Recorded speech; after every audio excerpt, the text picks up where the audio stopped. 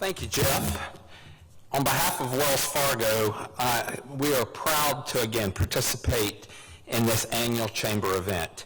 For more than 20 years, Wells Fargo has been the presenting sponsor for the Raleigh Chamber's Outlook launch meetings. I want to first thank the Chamber and all of its staff for bringing us all back together this year. Wells Fargo is proud to be a part of this community and our commitment to helping support the growth and enrichment of the greater Raleigh market. In fact, Wells Fargo was recently named the top corporate philanthropist in the Triangle. We provided more than $7.5 million of grants to organizations across the Triangle focused on small business growth, housing access and affordability, financial health, and climate resiliency. I'm excited about what's ahead for us this year, so I would have factored on those scales on the other side of the equation, and I'm really excited to hear what our panelists have to share with us today. So let's begin with our first three speakers. Ted Abernathy is an economist and the managing partner for Economic Leadership, LLC. Ted will share a comparison of peer metro statistics along with the challenges and opportunities upon the horizon. Christopher Chung is Chief Executive Officer of the Economic Development Partnership of North Carolina and will discuss the economic development outlook for 2023 and beyond. And Sarah House is the Senior Economist and Managing Director for our company, Wells Fargo, and will share an economic snapshot in her presentation around 2023. So let's begin with our first speaker, Ted Abernathy. If you'll welcome Ted to the stage.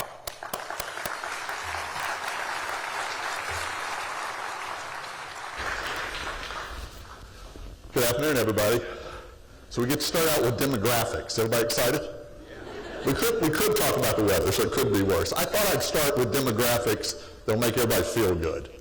So when we talk about this region, the thing I'm most interested in is life expectancy. Now, we don't talk about that very often in demographics, but if you look at U.S. life expectancy, it continues to go up. And if you look at life expectancy in North Carolina and Wake County and the counties that touch Wake, higher. Wake is one of the highest in the state. And over the last 30 years, for everybody in this room who's gray like me, you got 5 more years. Hey, that's pretty good, right? 5 more years. If you think about it, 30 more years, we get 5 more years. So everything else I tell you about demographics, remember, life expectancy keeps going up, and if you're somewhere past a certain age, that's the most important thing. So 7 trends on demographics for you today. The first is that, as you all know, the rate of growth in the U.S. population has been slowing down. We have fewer and fewer people growing into our overall economy. When you look at why, the main reason is that we don't have as many children as we used to have. Today, 44% of people in childbearing years say they're unlikely to ever have children. And of those who have children, 74% say, I'm done. Now, when you think about it, fertility rate in 1960, average woman in America had 3.7 children. Today they have 1.6. So you want to know where all your workers went? Somewhere around 1980, 1990, they weren't born. That's the #1 demographic thing impacting our overall workforce. Second big thing is, even where the population is, it's moving. So if you're in the dark green here, which for us is Texas, the southeast where we live, or the west, people are moving to your states. In-migration is a big way of growing your state. It's not true. Remember, the U.S. not growing as fast. This is coming out of the upper Midwest and the Northeast. Since 2000, North Carolina's added 2.5 million people. 50% of that growth has been from domestic migration, somebody from another state moving to North Carolina. Another 16% from international migration. And then natural growth, people are living longer, so about 1/3 is coming from natural growth. We're one of those states that everybody wants to move to. We end up in the top 10 all the time of states where people are moving to. What's interesting is we're one of the states that people aren't moving from. If you look at all the other top states like Florida and Texas and Colorado, California, Washington, they're also in the group where people are moving away from. So people talk all the time about Florida, #1 state people are moving to. Florida is also top 5 state people moving away from. Same as Texas is #2 for growth, it's #2 for moving away. So the net's high, but it's not all one way or another. North Carolina doesn't show up in that. People who get here seem to like it, and it's known as stickiness in demographics, and we're pretty sticky as a state goes. Locally, population still growing a lot, but the rate of growth, we're getting bigger, so rates are, percentage numbers are like they are, but our overall growth rate slowing down a little bit in Wake County. That doesn't mean we're slow. When you look at some of the metros we compare with, we're always going to be the green on these slides I show you. Durham, MSA's the light blue, everybody else in the dark. You can see only Austin growing faster as a metropolitan area than we are over the last 5 years. Why do people move? They move for family, they move for career, they move for economics, but the #1 factor is cost of living. And during COVID, this got accentuated. More people now are cost conscious. So if you become a place that is not a place where you can buy a house, live comfortably, then people start moving away from you. And so it's something we always have to watch here. We were ranked recently as the #2 best value for remote workers. To date, our cost of living, quality of life balance is one of the reasons that this region does so well. And 20 plus years ago, when I was working at the regional group here, that's exactly what we said then. Cost of living was important, quality of life was important, how you balance them was the key. If you think going forward for the next 10 years, again, Austin's growing faster than any place around, but we're right there. Our projection numbers are 18%. If you think about other places, people talk about how hot Columbus, Ohio is, 1/3 our growth rate, or how fast Orlando is, half our growth rate. Growth here is still projected to go quite a bit faster.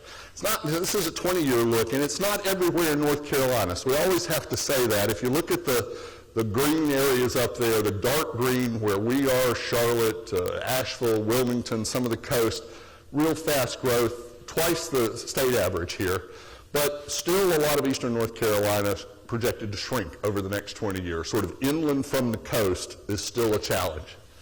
This decade for us, just wrapping up the growth, about 400,000 net new residents in the Wake County and the counties that touch Wake. Wake itself, 57% of that. But Johnston and Franklin are both projected to grow by over 30% this decade. So it's starting to spread, and the counties near us are going to be feeling that growth pressure. Third demographic is we're getting older. Well, you reach a certain age, there's no such thing as old. If you look at America, over the last, since 2010, we actually have fewer children than we had before. Fewer 0 to 4. A lot of those 15 million net new 65-year-olds. So we've gotten older as a society. This shouldn't be a surprise. That demographic bubble in the middle of 35 to 49-year-olds is that Gen X was small. So demographics tend to come in waves, and that was a wave where we have fewer of those. So when you're trying to hire a worker in sort of the moving up into their prime of their working career, there's not quite as many of them, and so there's great competition. If you look at the median age in North Carolina, we've gotten a lot older. So North Carolina is, median age is almost 40 now. Wake County is a little bit younger than that. But you look at all the whites and grays up there, those are counties where the average age is over 40. If you think about the green ones up there, they're almost all urban centers, military bases, or university towns. Everybody else continues to get a little bit older. Here in Wake County, fewer kids. Expect that going forward. More older people, but actually a much better balance. So we get a lot more people in the middle here with families moving here, and I'll show you some of that. You look at households with children under 18 against the people we tend to compete with. We're at 34%, highest number of any of those places with kids in their household. If you look at sort of the average band, we're there, Atlanta's there, high. Tampa, Durham, low. If you look at households with people over 65, we're low. Look at the band here. Us and Austin are the young places where fewer people of older age. So we're not getting the retirees that some places are, but more young people, fewer elderly people keeps our average age down. You know we've been diversifying as an economy and as a country for a long time. Diversity over the last, since 2010 census, you can see in America today, fewer people that associate with white than there were in 2010. High growth, 11 million, almost 12 million in Hispanic, but growth in every other diversity category. If you look at what Gen Zs say right now, Gen Zs, 48% associate with a race or ethnicity other than white. So this chart will continue along its path. In our area, strong white growth, but then diversity continues to rise. If you add the diversity groups together, higher than people who are just solely white. So you end up with a diversity that's rising in our area. It's different around the counties. If you look around our counties, you can see that Chatham, least diverse, Durham, Vance, most diverse, Wake right in the middle there, but gaining diversity as we move along. Fifth, women are getting a lot more educated and much more recently than men. More going to college. If you look at the data, 1970, 8% of women had a BA. Today it's 39%.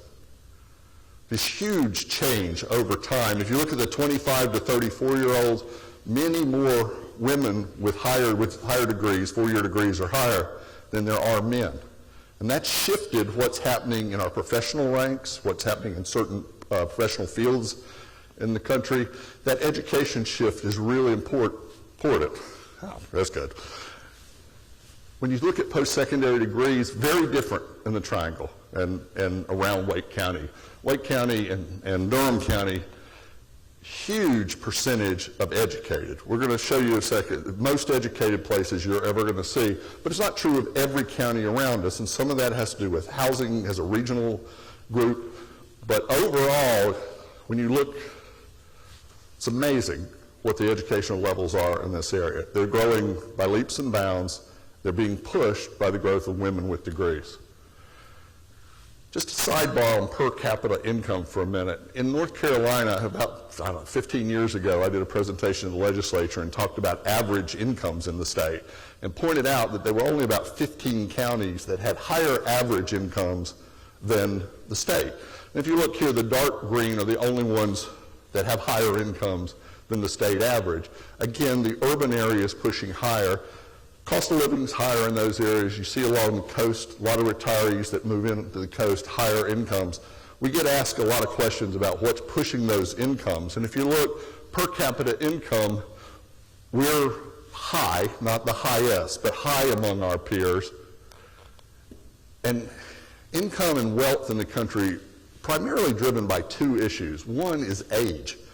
If you look at the wealth of the silent generation of the baby boomers, it is multiple times the wealth of younger people. And that might make intuitive sense, but it's also where wealth is concentrated.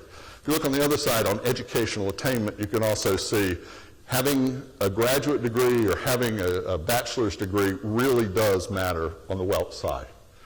Seventh one is average housing values. We all know what's been going on with houses in the last 3 years. I don't understand housing markets at all anymore. I understand supply, demand, and price, and so we need a few more houses. But if you look, Chatham County average price of a house, now $550, higher than Wake. If you look at the growth since 2017 through the last couple months, every place in the Triangle, house prices rising dramatically, house values rising dramatically. So housing becomes an issue. We've added over 70,000 new housing units in the 9-county region over the last 4 years. 60% of those, 61% in Wake County. Johnston and Durham make up most of the rest of it, only 8% out in the other counties. I would predict to you that that's going to be one of the biggest changes over the next decade. So what happens going forward? A big question, we don't know, we were talking about it backstage, is did COVID permanently change the way people think and the way they're going to act and what they're going to do in the future? Is Gen Z going to be the beginning of dramatic changes? When we start looking at some of these, the percent of adults who are married continues to drop in America. Only 50% of adults are now married. It's an amazing number. It used to be, this was 67 in 1990, it used to be 80-some. Fewer people get married. More people are living either by choice or by necessity in multi-generational housing. Of the 25 to 34-year-olds, 25 of them live with another generation. I presume mostly their parents. Down at the bottom, those 25 to 34-year-olds, the ones with college, less so, but the ones without a college degree, a third of them live with their parents or their grandparents. More and more people live with a child and when they're not married or not in a relationship, almost a quarter now. All these are trends that impact how we buy things, how we build things, what we do with things. Just a couple odds and ends for you. 3.5 million people are missing from the workforce. There's a bunch of reasons. We've been arguing about it for about the last 2 years. There are COVID deaths. There are COVID long-term illnesses. We've had immigration reductions over the last 3 years. We've had a ton of early retirements, and we have child care issues that people can't afford to go back to work. 50% of adults are single today. Over a quarter of all the children in America today live with at least one parent who was born outside the country. And last, there are more households with dogs than there are with children today. How many people in the room have a dog? Raise your hand. Yeah. How many of your children, if you have children under the age of 40, how many of them have a dog? Everybody, right? That's what I think. Looking forward to Wake County, brisk population growth is going to continue. The collar counties around us are going to see more of the growth. That's going to create all sorts of challenges, and jobs are going to have to chase people outward. Housing cost is our big challenge going forward. Can we move people around? Can we find housing that is affordable to them? We're going to continue to get older because we're going to live longer. We're going to continue to diversify. We're going to be a national education leader for educational attainment for the foreseeable future. And finally, all of this together is going to change our real estate way we think about it, what we use it for, what we build in the future. So there's demographics to kick you off.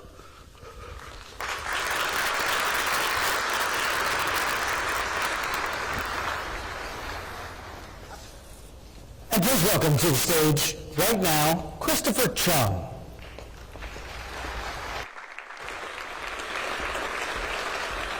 All right, good afternoon, everyone. Happy New Year. Really appreciate the chance to be with you all today. I've got about 15 minutes to share with you all some of the trends that we're seeing on the economic development front as we do our work on behalf of the state of North Carolina. I want to start with a couple of disclaimers. I'm very fortunate at the start of every year to be part of events like this. It's a very common time, in case you weren't aware, for things like economic forecast meetings and conferences and such that are trying to predict what the year ahead looks like. I'm not an economist. I was an undergrad economics major, but that by no means qualifies anybody to be an economist. I don't have the mastery of data and analytics that an economic strategist like Ted has. I don't have the educational pedigree and years of on-the-job experience that a real economist like Sarah from Wells Fargo will share with you momentarily. What I do get the benefit of, and what I've benefited from for more than a quarter century now, is working in this very unique field called economic development, where we get to sit literally at the front seat as that first point of contact for companies and industries that are thinking about where they're going to locate and expand. And from those repeated interactions that we have every single day with fast-growing companies or companies that are thinking about where their future growth will occur, from that we can divine certain trends or at least patterns that likely reinforce the very same concepts that you heard Ted talked about or that you'll hear Sarah talked about. But economic development at the end of the day is less a crystal ball and more of a mirror, right? I mean, when we deal with the companies that are thinking about North Carolina as a location, oftentimes that's reflecting the very near term of where these industries and companies are going. So I want to start with the fact that, again, I'm not an economist, so please don't look to me necessarily for economist-type predictions of where things are headed.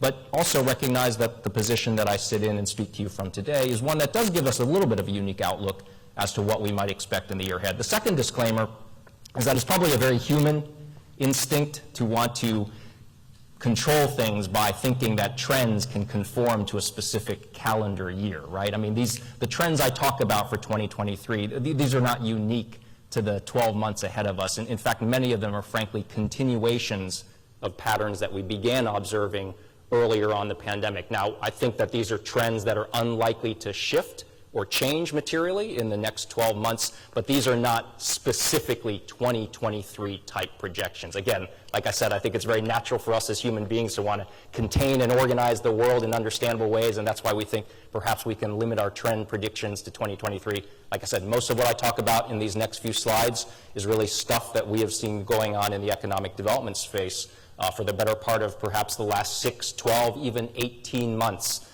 now that COVID continues to be more and more part of our rearview mirror. So with that, make sure I got the right button. There we go. Trend number one, I've got 5 trends to share with you today, and that'll be my 12 minutes or so remaining with you at this time. So pick your animal metaphor in economic development. You can talk to the Raleigh Chamber folks, the Wake County Economic Development. We all use our metaphors to describe the really big projects, the really transformative types of deals that WRAL loves to report on or that the business journals love to write about. We all see these kinds of projects, big and small, every time, but it's really, frankly, the very, very large transformative types of deals that garner most of the headlines and publicity when it comes to the economic development industry. And it used to be not all that long ago, probably 5 years ago, if that, maybe more recent than that, that it would be fairly uncommon for us, even in a state like North Carolina, that continues to get looked at regularly for lots of projects. It would be a fairly uncommon thing for North Carolina to compete for projects that were in the realm of $1 billion or more of capital investment. $1 billion, even with inflation, that's still a lot of money for a company to spend on a single operation. And so it wasn't all that typical for us to see that size of deal going back as recently as 4 or 5 years ago. For a lot of different reasons, which hopefully we can unpack a little bit about when we go into Q&A, the past couple of years, that's really turned on the head. We've seen an unprecedented level, and again, for someone who's done this now more than 25 years in 3 different states, even in North Carolina, being here for 8 years now, it's an unprecedented level of large mega projects. So call them buffaloes, call them elephants, call them whales, pick your metaphor. We continue and expect to continue to see a lot of these very large and, one would argue, transformative types of projects because of the employment and investment impact that these projects would have on whichever community is fortunate enough to land them.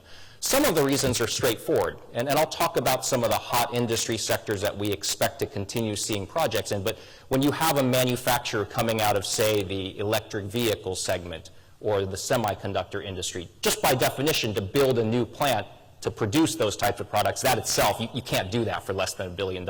Some of it is also companies seeking out greater scale. Perhaps that's a hedge against some of the supply chain disruptions that they've seen in the era of the pandemic. Whatever it is, we continue to see companies proposing to spend more and more on these types of facilities that we get the chance to compete for. So more large deals. However, that does not apply to the office sector from where we sit. And I'm excited to hear what folks like Brian Leary from Highwoods will talk about, because this is very much the world that they live in. Economic developers, of course, we aren't chasing necessarily retail or healthcare or government and military installations. Not that those aren't important to the economic well-being. You have to understand, though, at an economic development level for a state organization like ours or even the Raleigh Chamber, we're not trying to get like another Chick-fil-A to open up in North Carolina. That's not the sort of thing we're chasing. We're chasing usually manufacturing, industrial, food processing, distribution, and office users. And those office users can be things like a corporate headquarters, or they can be a technology hub, or they can be some sort of a back office or shared service center. Think of that workplace where people would come into an office environment every single day to do their jobs. Before the pandemic started, and this has held true basically since about 2020. So again, this is one of those trends that we don't expect to change much in 2023.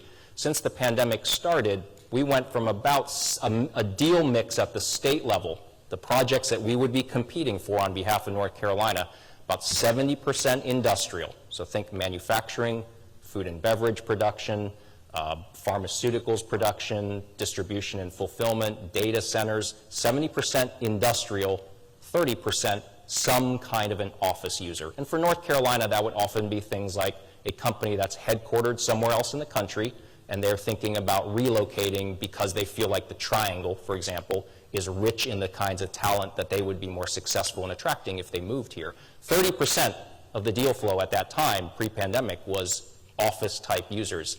Today, it remains and has been at about 5, maybe 10% in a good month of our projects. The remainder, 90 to 95%, are industrial users.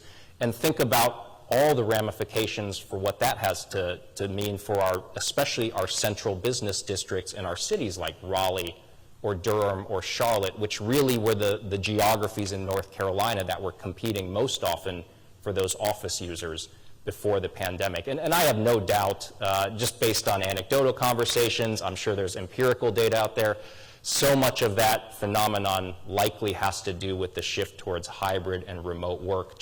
It's been proven by a lot of companies that folks can be just as productive, so it makes it harder to get people back into an office, and it makes it harder for those companies to justify the cost of an expensive office lease or an office building.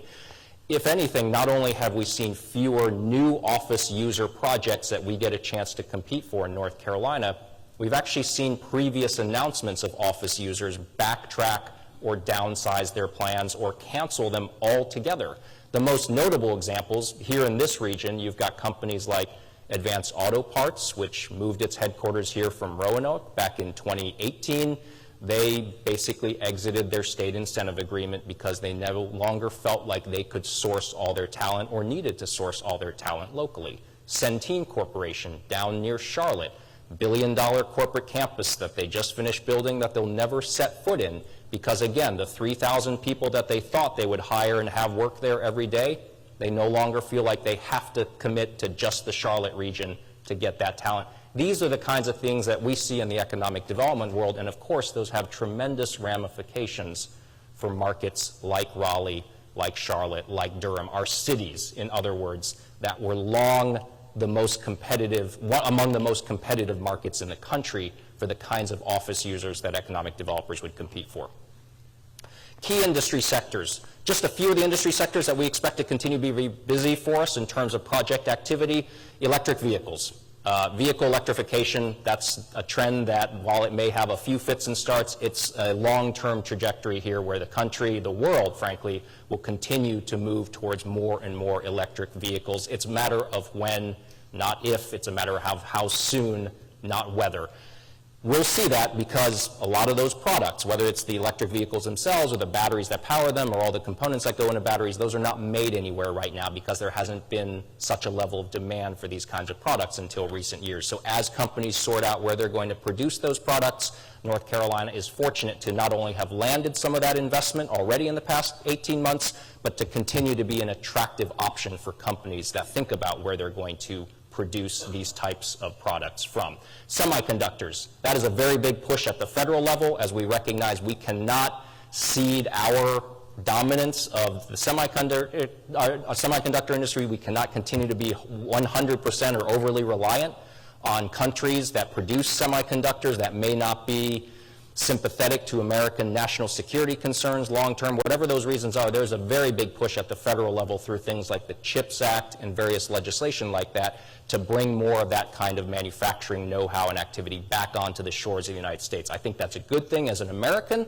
It's going to take some time. The nice thing is we've already begun seeing over the past year, year and a half, companies in this industry that are thinking about establishing more production capacity here in the United States to meet that moment.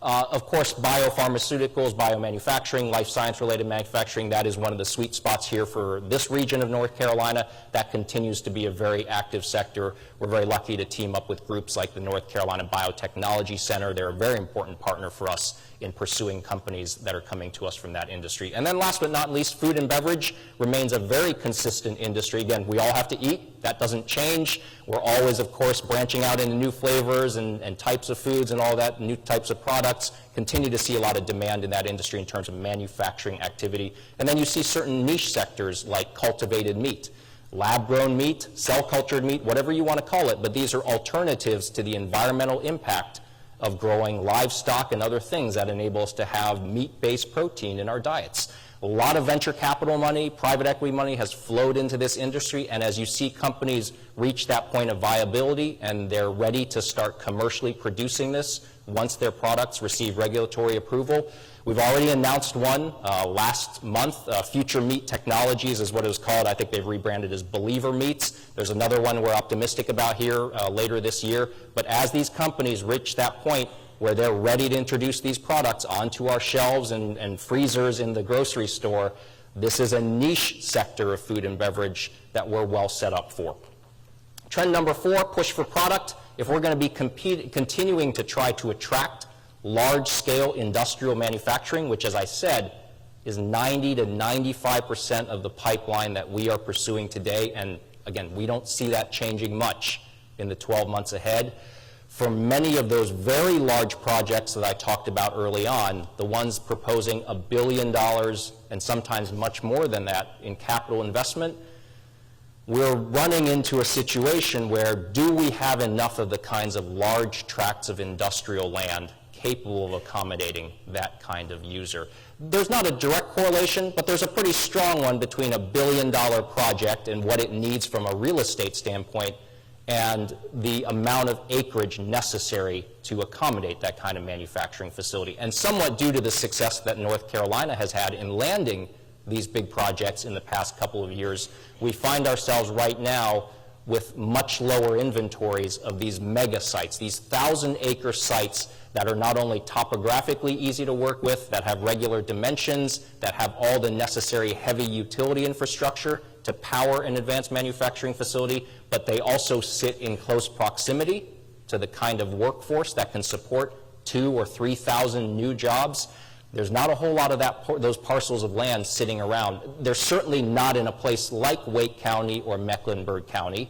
They're going to be maybe in those ring counties that you heard Ted talked about. They're much more likely to be in even more rural or ex-urban type locations. Either way, we've got a task ahead of us to identify where those additional mega sites are so that we continue to have product available for the kinds of large manufacturing companies that are considering North Carolina for their future expansion. Last trend. Hard for me after the past 3 years to think that with not only the mix of projects that we compete for, again, if we were going from many office deals looking in our cities and our urban areas to far more industrial projects that tend to look more likely in ex-urban and even rural areas, couple that with the fact that many more people today than 3 years ago can now work from anywhere and work remotely, it's hard for me not to think that at least some balance has been restored to the urban-rural dynamic that was much more pronounced when I first moved here 8 years ago. I'm not saying urban and rural areas are anywhere close to parity. What I'm saying is that some of the trends that we've seen, at least from an economic development standpoint in the past few years, has slowed, maybe stopped in some cases, the divergence between urban and rural trajectories that was so pronounced, like I said, just a short while ago and certainly before the pandemic. So those are 5 trends: urban-rural balance, the need for product, the key industry sectors that we're seeing, the lack of office projects, and the overall makeup of activity that we continue to see at the state level as we work on North Carolina's behalf for economic development. Look forward to a Q&A. Thank you very much for welcoming me this afternoon.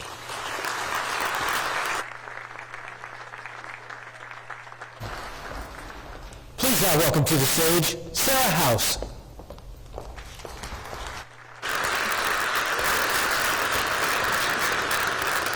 All right, well, thanks everyone. It's good to be here with you today. So Ted and Chris did a great job talking about some of the longer-term trends driving growth in the region, but I'm going to spend time talking a little bit more about where we are in the current business cycle and what that means for growth in the broader U.S. economy, but also here in the region for the year ahead.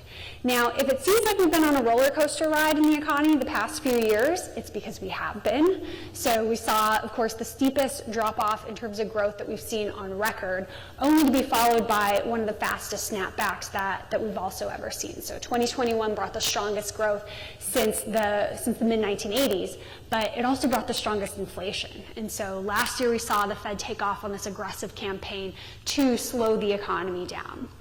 Now, for you adrenaline junkies out there, at least when it comes to the economy, So good news is that it's probably going to be another roller coaster year in the economy here. So as I mentioned, the Fed set off an aggressive campaign to tighten policy, slow the economy down, and we don't think they're done yet either. So we still haven't even seen the full effects of the tightening they've done to date. So I think when we look out into 2023, the direction of growth in the economy is pretty clear. So it is going to be lower, but there's still a lot of uncertainty over just how sharp that drop-off is going to be. So our own view at Wells Fargo is that we do think that the U.S. economy is headed for a mild recession, probably by the second half of this year, but it's not going to be felt evenly across industries or across regions. So we'll talk about some of the different dynamics hitting different industries, and also what we're expecting here for the Triangle region. So as we think about really what's the biggest force of change in the economy this year, I think it really is the impact of higher interest rates. And so importantly, I think it's necessary to start with what's top of mind for the Federal Reserve. And that is still very much inflation. So we have seen inflation begin to cool a little bit over the past few months, but it still has a long way to go. So simply put, we're still looking at inflation that is much too strong. So depending on what measure you're looking at, it's still probably somewhere 2.5 to even 4 times the Fed's desired target range, and so still uncomfortably high as far as the Fed's concerned. Now, we do think that we'll see some improvement over the course of this year. Already we're seeing some declines in energy prices, so both for oil, natural gas, so that's going to help bring headline inflation lower. And when we look at core inflation, so this is more of the trend basis that policymakers look at, we are starting to see some improvement there, but a lot of that's coming from the good side of the economy, as we see some of that pass through of energy, but also the fact that supply chains are getting a lot better. So this is in part due to a shift in purchasing patterns among consumers. So, we've stocked up on all the goods that we needed to get through this pandemic, and we're eager to get out and do in-person things like this, and so we're spending more on services. And so with that shift, as well as just businesses adjusting and adapting, we've seen transportation costs come down, we've seen inventories get more aligned with sales, and so that's providing a lot of relief in terms of the good side of inflation. But services inflation remains pretty hot, and I think ultimately, even as we get some improvement coming from the good side of prices over this upcoming year, 2% inflation on a sustained basis remains elusive. And this is why. So, as many of you indicated in those opening questions, labor is still a huge challenge for businesses. And so what we're seeing is labor costs still running roughly 5 to 6% annualized in recent months.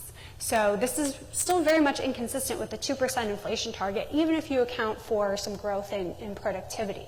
And so you can get improvement in things like auto inventories picking up and finally seeing some declines in used car prices, but it's going to be hard to get that 2% sustained inflation if you have what are most businesses' biggest input cost, labor, still running at an exceptionally strong rate.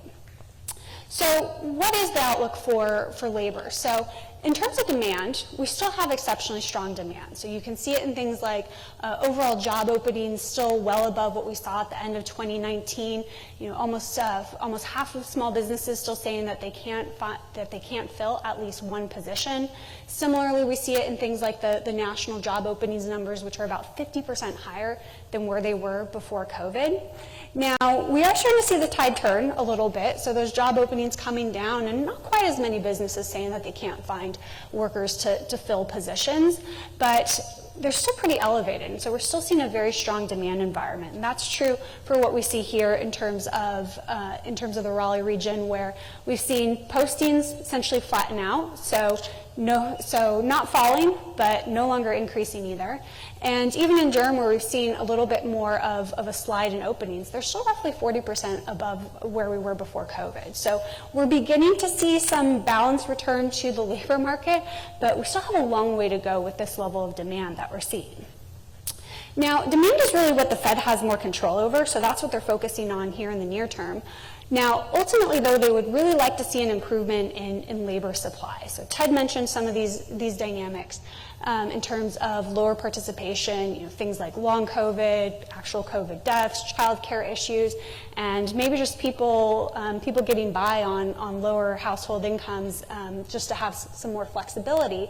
And what we're seeing here is that just the overall participation rebound has been very disappointing. So you've seen essentially the prime age participation rate, so 25 to 54-year-old, more or less moving sideways since earlier this year. And older workers, so that fastest growing population cohort, which Ted talked about, that participation rate has really just still, fell in the wake of COVID and, still pretty much lying down on the mat. Now, participation is just one part of the supply equation. The other is population growth. So Ted did a great job discussing that. And when we look at those dynamics here for the region, they are at least better than what we're seeing nationally. So that's important as we think about the ability for local businesses to grow and expand, is even if, as we're seeing some of the same participation challenges here in the region as we are nationally, that at least the supply growth coming from that population dynamics is a little bit better. And that's going to be important because ultimately labor supply is an important input into how fast your economy can grow. So yes, capital is very much important, productivity is another huge driver, but labor supply is also a factor. And so that stronger population growth gives the region a higher run rate of growth.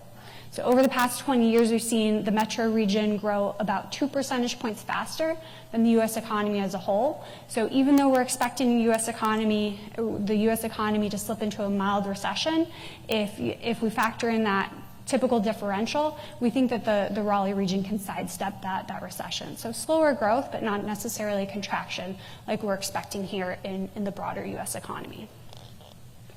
Now, we're still seeing very strong job growth more recently, and so in some ways this is almost a problem for the Fed, where we haven't seen the labor market begin to weaken enough where you're starting to see some of that input cost pressure coming from labor begin to beg off. So you can see in the U.S. we're still seeing roughly 3.5% growth in terms of employment, similar for the Durham metro area, a little bit stronger here in Raleigh.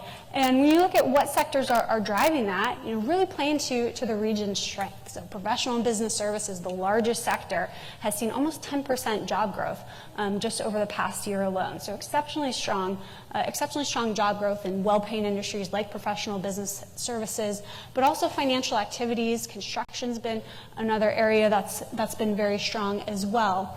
Where we've seen some shifts playing out in terms of those spending patterns that I talked about in the inflation dynamics, we're also seeing it in employment too. So you can see another very strong industry in terms of job growth has been that leisure and hospitality sector, so up close to 14% over the past year, as you saw a lot of restaurants and other entertainment establishments essentially catching up from the COVID period, and in contrast seeing a decline in employment in trade and transportation. So this includes like your retail trade, but also your transportation, as we're not seeing the same growth in terms of goods movement that we were a year or two ago.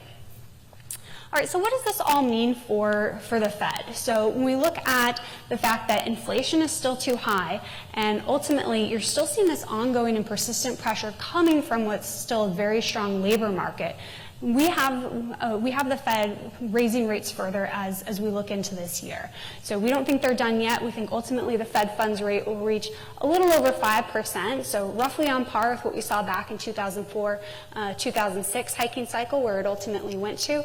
But we're getting there at really a much faster pace. So there's still a lot for the economy to digest. And so we think that the Fed will probably stop here, somewhere earlier this year and just kind of see how the full effect of interest rates plays out.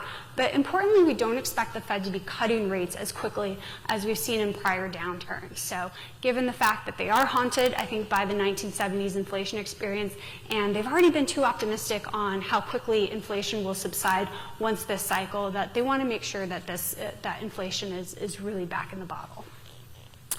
All right, so what does this mean for the broader economy? Well, you already have the housing market that's in recession. So we've seen mortgage rates in the wake of the Fed's moves We saw mortgage rates more than double since last year. Now, mortgage rates, at 6.5%, 7% might not seem that scary to anyone who had a mortgage in the 1980s or, even the 1990s. But just to give you some context around this, so a year ago, the median price home in Raleigh was $400,000. And with just the change in mortgage rates, so not accounting for the fact that you have seen prices over the past 12 months have still gone up a little bit, just the mortgage portion alone would cause that monthly payment to rise by 40%. So we've essentially seen affordability crush from this increase in mortgage rates. And so not surprising, we've seen home sales plummet. So this is U.S. home sales, and they're basically back at the lowest levels we've seen in what were crisis periods, so the COVID lockdowns and coming out of the housing bust of the 2000s.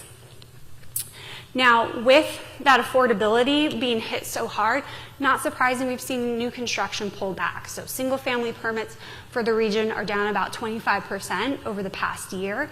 So what's been single families' pain has been, to some extent, multifamilies' gain, where people need to live somewhere, but affordability has been a challenge in the multifamily sector too. So local rents are up about 30% from where they were from the most recent period in 2019. So still, we've seen affordability challenges there, and something's going to have to give, and that's going to be prices. So we've already seen prices in the rental market have begun to soften more than we typically see for this time of year, but then also in terms of home prices. So home prices since the June peak are down about 4% and probably have further to go. Now, we're not necessarily looking for the deep and protracted contraction that we saw coming out of the housing bust, since things like credit quality have been better in terms of millennials in their home buying years. The demographics are a little bit more favorable, but there's still probably some weakness here to come.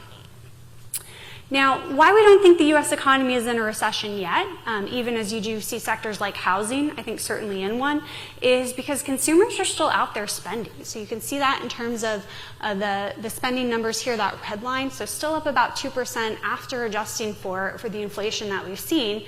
And yet that's come at the expense of savings and leaning on balance sheets. So historically, you see income and spending move together, but we've seen a huge decoupling since the pandemic, as you had a lot of fiscal support in those early days. So we've seen consumers begin to run down those savings. They're leaning on those balance sheets, taking out more credit. You can see both in terms of the excess savings. So those have fallen by about half of what we've seen of what we saw at the height of the additional cash essentially stashed away by households. That's fallen, but when we look at where it is today, there's still some runway there. So this is why we don't think a recession is immediately on the doorstep of the economy, but we do think that as we continue to see consumers run down these savings, as they're turning to credit card debt, that eventually we're going to have to see spending and income realign, and we think we're going to see a retrenchment there in spending. So putting this all together, so it looks like when we think about the different sectors of the economy, so housing, in terms of that housing investment, already in recession, but as consumers continue to get squeezed, as that financial cushion thins, as businesses are curtailing some of their hiring efforts or maybe thinking twice about the degree of the wage increase, we're going to see income continue to get squeezed, and that's going to put pressure on consumer spending as that financial cushion thins. And at the same time, businesses are in a higher rate environment, so we think that that's going to weigh on capital investment at the same time. So we think putting that all together, you will probably see a recession here around the second half of the year. It's going to be historically mild, so we're estimating a peak to trough decline a little over 1%. So not nearly as bruising as what we saw, certainly certainly from the pandemic, but even coming from the financial crisis. But it will be enough to feel a slowdown, even in a region like this, which still has a lot of secular trends. So buckle up. There's still some bumps along the way. So I'll go ahead and stop there and turn things over.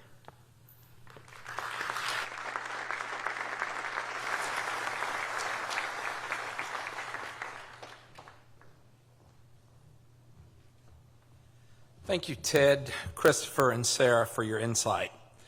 Now I'm pleased to introduce our halftime entertainment, a performance by the group Crescendo.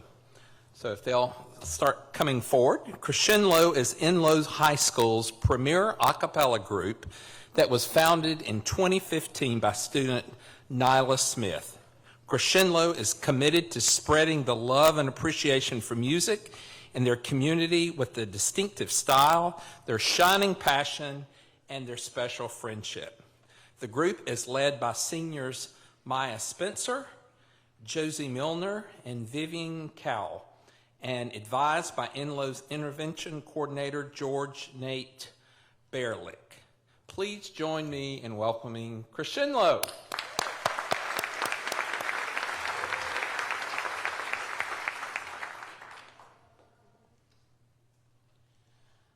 I wanna rock with you all night, dance you into day's sunlight.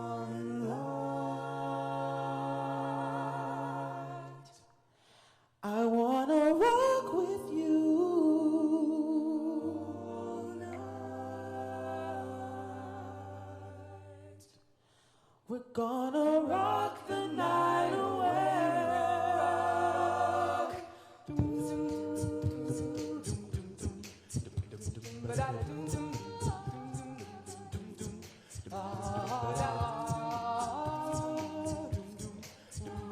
My baby's always dancing. It wouldn't be a bad thing, but I don't get no love, and that's no lie. We spent the night in Frisco at every kind of disco. From the night I kissed our love goodbye. Don't blame it on the sunshine, don't blame it on the moonlight, blame it on the good times, blame it on the boogie. Don't you blame it on the sunshine, don't blame it on the, don't you blame it on the, blame it on the boogie, boogie on.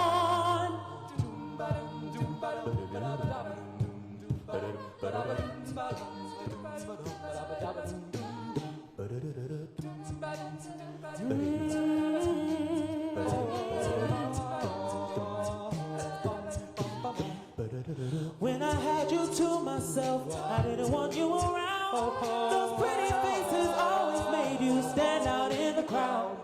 Then someone picked you from the bunch. One glance was all it took. Now it's much too late for me to take a second look.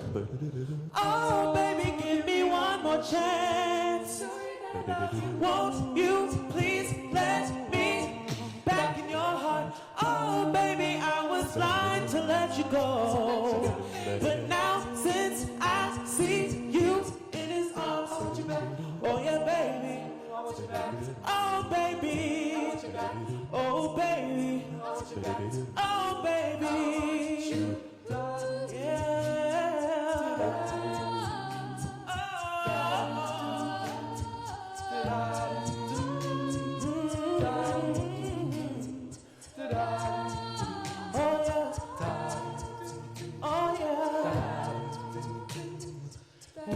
Girl, close your eyes. Let that rhythm get into you. Don't try to fight it. There ain't nothing that you can do. Relax your mind. Sit back and groove with mine. And feel that heat.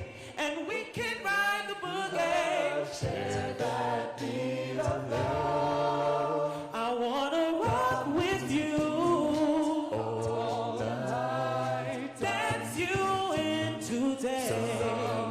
I wanna rock with you all night. We're gonna rock the night away. I wanna rock with you.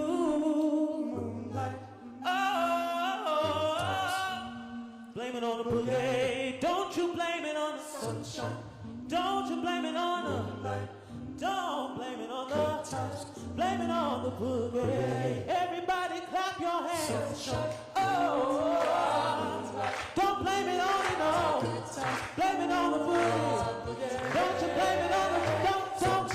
you blame it on us? Oh no. Ooh, what good times. Ooh, ooh, blame it on the boogie.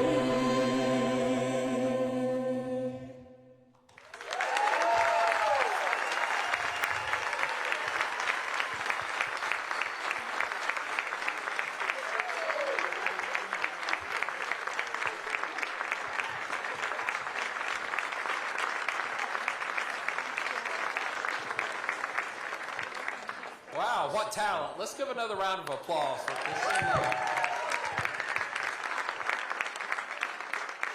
thanks for bringing that extra boost of energy this late in the day. So now let's continue with the second segment of the program featuring our final three speakers. Scott Wingo is an entrepreneur behind 4 successful startups and is now CEO and co-founder of Spiffy. Scott will share the outlook of emerging businesses in the marketplace. Jeronica Goodwin serves as Senior Vice President and Human Resources and Chief People Officer for WakeMed Health and Hospitals. She'll discuss talent, office culture, and what is needed next in the Raleigh market. And wrapping up our presentation will be Brian Leary, Chief Operating Officer for Highwood Properties, Inc., who will share with us an update on commercial real estate and the future of office space in our region. So let's get started back by welcoming our second panelist, Scott Wingo.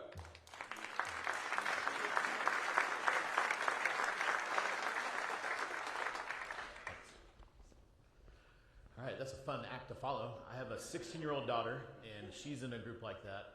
And they have their whole own vocabulary. First of all, she's a gleek, so I don't know if you guys have heard that one. And then they put aka in front of everything. So if something's weird, it's aka awkward.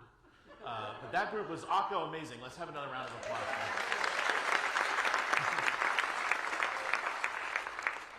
So they asked me to come talk about emerging companies. So I'm on the startup spectrum of things. Not recruiting big industrial companies to come to the Triangle, but here to share what's going on with our startup community.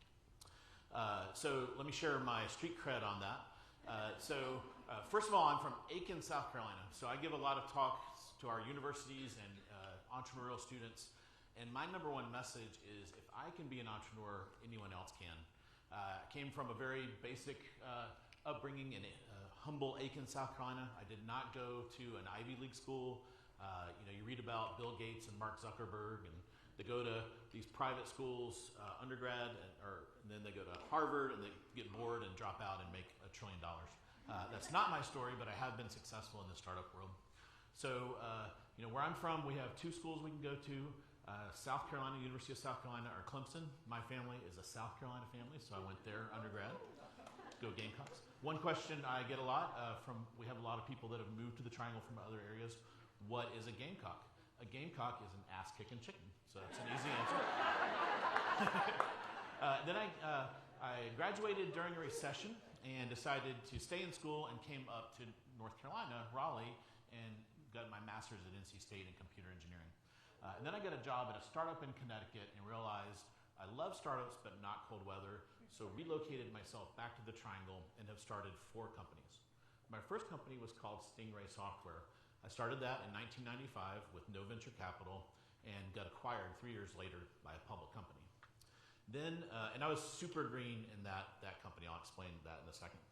Then I had this deadly combination of, I am a geek and I'm a big Star Wars fan, so I had a lot of extra liquidity, and I'm a Star Wars fan, and e-commerce was born. So I started buying Star Wars stuff at a frantic clip at auction sites. So then I thought, I can't be the only person doing this. Hopefully I'm not. Someone else out there may be buying a bunch of stuff online, and they would need a tool to help them do that. So I started a company called Auction Rover that was a search engine across different auction sites. This was during the dot-com bubble. We raised $3 million of venture capital. That company got acquired very quickly. And then a year later, you no longer needed an auction search engine because eBay was the only auction site. So we started using selling tools. Those selling tools became very popular. Large companies started using them, but the company that had acquired us wanted to shut us down. So I said to them, hey, we have this kind of wacky idea. What if we spin this out? So in 2001, we spun that idea out as Channel Advisor. Many of you may have heard of that. So Channel Advisor, we raised $90 million in venture capital, went public in 2013. So I got to check going public off of the bucket list of an entrepreneurship. So that was a lot of fun. I got to meet Jim Cramer. I'm a CNBC junkie. Fun CNBC fact, Jim Cramer's like 4 feet tall. So you meet him, and they always do these up camera angles and stuff. And so he's always standing on a box when you see him. If he's doing that interview with Carl Cantonier or something, he's always on a box. There's an intern whose job is to carry Jim's box around. I also got to go on the set of Mad Money and press all the buttons. My wife calls it the annoying show where the guy yells and makes weird noises. But I got to go on that show, and I got to play with the soundboard. It actually works. So that was fun. And then, long story short, I ended up starting Spiffy. And Spiffy is on-demand car care. We wash cars, we've added oil change, and now we're working on tires and more things of that nature. The number, aside from what is a Gamecock, the number 2 question I get is, all right, you did a software company at Channel Advisor, and now you're washing cars. Help me understand what the hell you're thinking. And the connective tissue for me is, as a computer engineer background, we've seen different industries go digital. So the first one that I got exposure to was retail went digital in the form of e-commerce. I believe once I had my first Uber experience, the light bulb moment for me was, we've seen products go digital, we're going to see services go digital. I'm unlike Sarah, I'm not officially an economist. I'm a hobby hack economist, I guess I would say, just from picking up stuff on CNBC. But if you look at GDP, services are twice the size of goods. And I thought, all right, I've seen e-commerce, I know how that works. What can I do to bring digital services to life? And that could be a wave that's twice the size of e-commerce. So Spiffy is the idea of how do we take this kind of mundane thing called car care that no one really wakes up and gets excited about and give it that convenience factor that you get from buying a product from Amazon. So that's what we're doing at Spiffy. But I'm not here to talk about Spiffy, although if you do need a car wash, let me know. I'm also famous because what happened is, at my first company, Stingray, I had absolutely no idea what I was doing. So I was an engineering student. I had worked for another company for a while. I knew what a bad boss was, and I knew I wanted to be a better boss than that. But that was really it. So I got in 2 years into this thing and got in way over my head. So I went to my professor at NC State, and I said, Dr. Miller, I need help. So 3 alumni came and helped me a lot. So Bill Nussey, Chris Evans, and Richard Holcomb. So they were like the generation ahead of me in entrepreneurship. And it got to the point where I was consuming a lot of their time. And I said, guys, can I help? Can I give you like part of the company or something, or pay you for your time? And they said, no, here in our area, we pay it forward. We had help from the mentors before us, and what we want you to do is pay it forward. So I've taken that to heart, and whenever possible, I spend a fair amount of time helping other entrepreneurs in our region. And that is when I invented the word called tweener. So tweeners you may have heard it talked about, if someone's kind of pre-adolescent, they call them a tweener. I borrowed that term kind of to come up with what is a Goldilocks company in our startup ecosystem? And here's why I did it. If you look at the life cycle of a startup, you kind of have this idea, and then you kind of get lost in the woods a little bit as a startup founder. You hunt for this thing called product market fit. So, and I like, as a person that sells a lot of stuff, I like a sales funnel. So we end up with all these nascent startups, and they're kind of in this primordial soup, kind of trying to figure out what do they want to be when they grow up. And then somewhere along the way, they start to get product market fit. People start paying for their products. They get revenue. And then they get to about $1 million in annualized revenue. That tends to be a sweet spot. And in high tech, that tends to be about 10 employees. So those two things tend to happen around the same thing. Then they go through this scaling phase, and then they do what I call graduate. So in the first 15, so I've been in our startup community for 30 years. In the first 15 years, we had this kind of lack of entrepreneurs. So we have, I would go meet all these brilliant people for coffee. I drink a lot of coffee. And I would meet all these folks at IBM. I have this awesome idea for a cybersecurity startup. I'd be like, great, why don't you leave their job? And they're like, well, I have a mortgage and kids and a car, and IBM sure is a great job. But then I would try to say, all right, come on, let's take a plunge. So the first 15 years were really convincing people to be entrepreneurs. Then we went through this interesting phase where between 2010 and 2015, I was busy with Channel Advisor going public, and around 2015, between Channel Advisor and Spiffy, I poked my head back out. And we had so many startups, I couldn't even tell how many we had and which ones were big and which ones weren't. What I credit to that is we have these shared work environments. So we have Raleigh Founded, which is over there, I think, and then American Underground. Those in combination with it culturally became more popular to become an entrepreneur, thanks to Shark Tank and all the things that are culturally happening. We had an explosion of startups. But as someone that wanted to mentor these startups, I was a little frustrated because I've grown a company to over 150, 200 million. And what I found is it's really hard to mentor a startup that's trying to find that product market fit. You just kind of have to grind that out and live it every day. But once you get to 1 million, I can help you get to 5 million. Once you're to 5, I can help you get to 10 and so on. So I couldn't find a list that anyone had put together of our best companies. At ChannelAdvisor, also, the other problem was at ChannelAdvisor, our partners are Google, Yahoo, eBay, all these Bay Area companies. And as you guys saw in the demographics talk, they're all moving here. So I very frequently would get these LinkedIn connections from someone that would say, hey, my buddy Ben is an engineering director at Google. He's moving to the Triangle. Do you have, can you help introduce him to some companies? So I always kept this little note list of companies that would be good for outside folks to come together. So I put those together and I created something called the tweener list. And what that does is it defines this middle part of our funnel, our startup funnel. So these companies that are out of product market fit and on their way to graduating, which is usually an IPO or a large M&A type event. And I draw that line at 1 million ARR as the entry point, or 10 people, all the way up to 85 million in revenue. So for example, graduates you would know would be Bandwidth, Pendo, et cetera. And then there's about 250 companies in that tweener bucket. So I've been doing this since 2015, and it gives me a lot of interesting data on our startup ecosystem that I haven't seen presented anywhere else. So here across the top, you can see the number of tweeners. So I had started at 50. Now I have 250 on the list. So we've 5x'd the number of startups in this category since I started doing the list.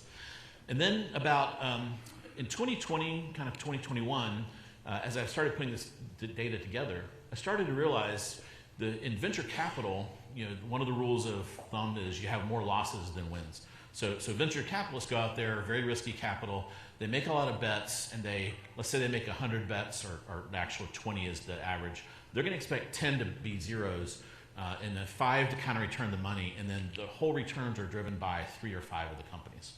But I started looking at this list, and I started noticing I was catching all the big exits, but there's really not that many companies that fail. So my theory is that this kind of definition I kind of arbitrarily came up with actually is a great basket of companies in our Triangle area.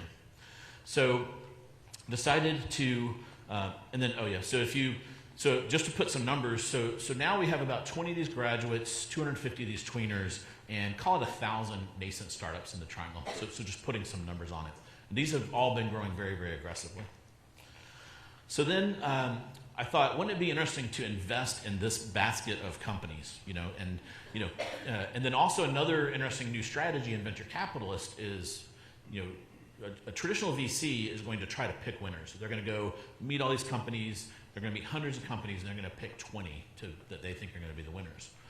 Well, one thing I learned at ChannelAdvisor that was very humbling, our customers were all new e-commerce startups, and I could never predict which ones would do well. We would have someone from Dyson come in, and they're like, we're going to bring Dyson refurb to eBay, and we would help them do that. Then we'd have these 2 random dudes called Rock Bottom Golf, and they're like, we're going to sell used golf clubs. So you'd look at that and you would say, obviously Dyson's going to win. But then Rock Bottom Golf would just trounce Dyson and get to $30 million way faster than Dyson would. So that was very humbling. And there's also a theory in venture capitalists that maybe you can't pick the winners. So what if you can't? And supporting that, when you look at a lot of the exits, Pendo, for example, has 1 local investor out of 3. And that was obviously one that's going to be a big winner. If you look at some of these exits we've had, like Archive Social, et cetera, very few of the local VCs were finding them. So I swirled all this together and created an investment vehicle called the Tweener Fund.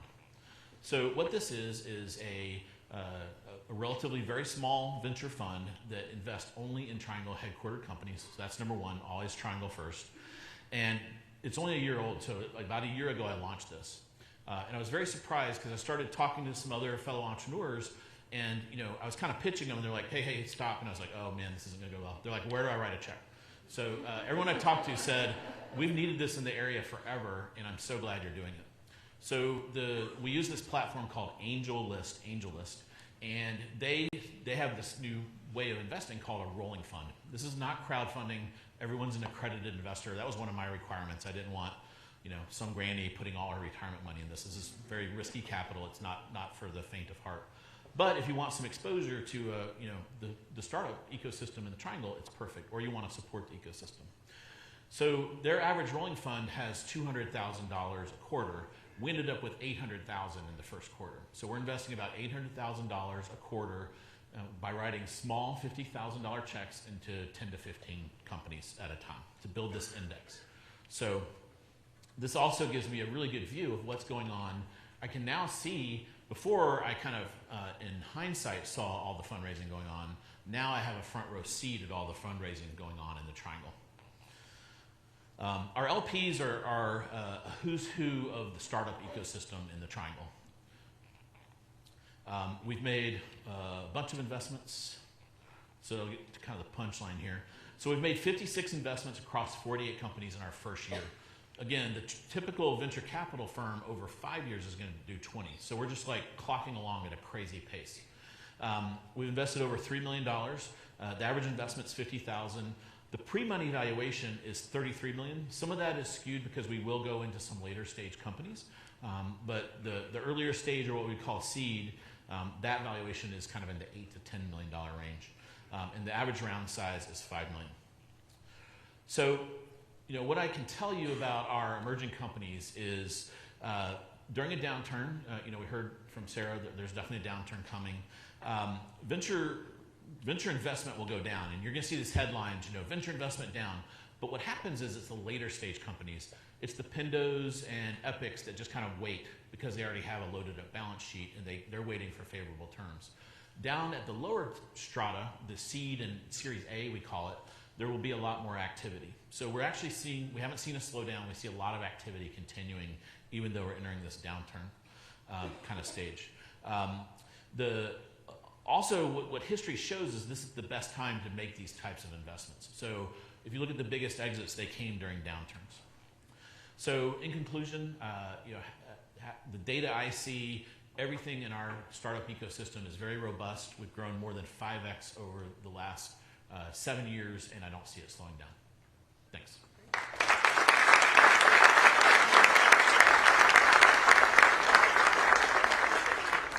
Please welcome to the stage now, Jeronica Goodwin.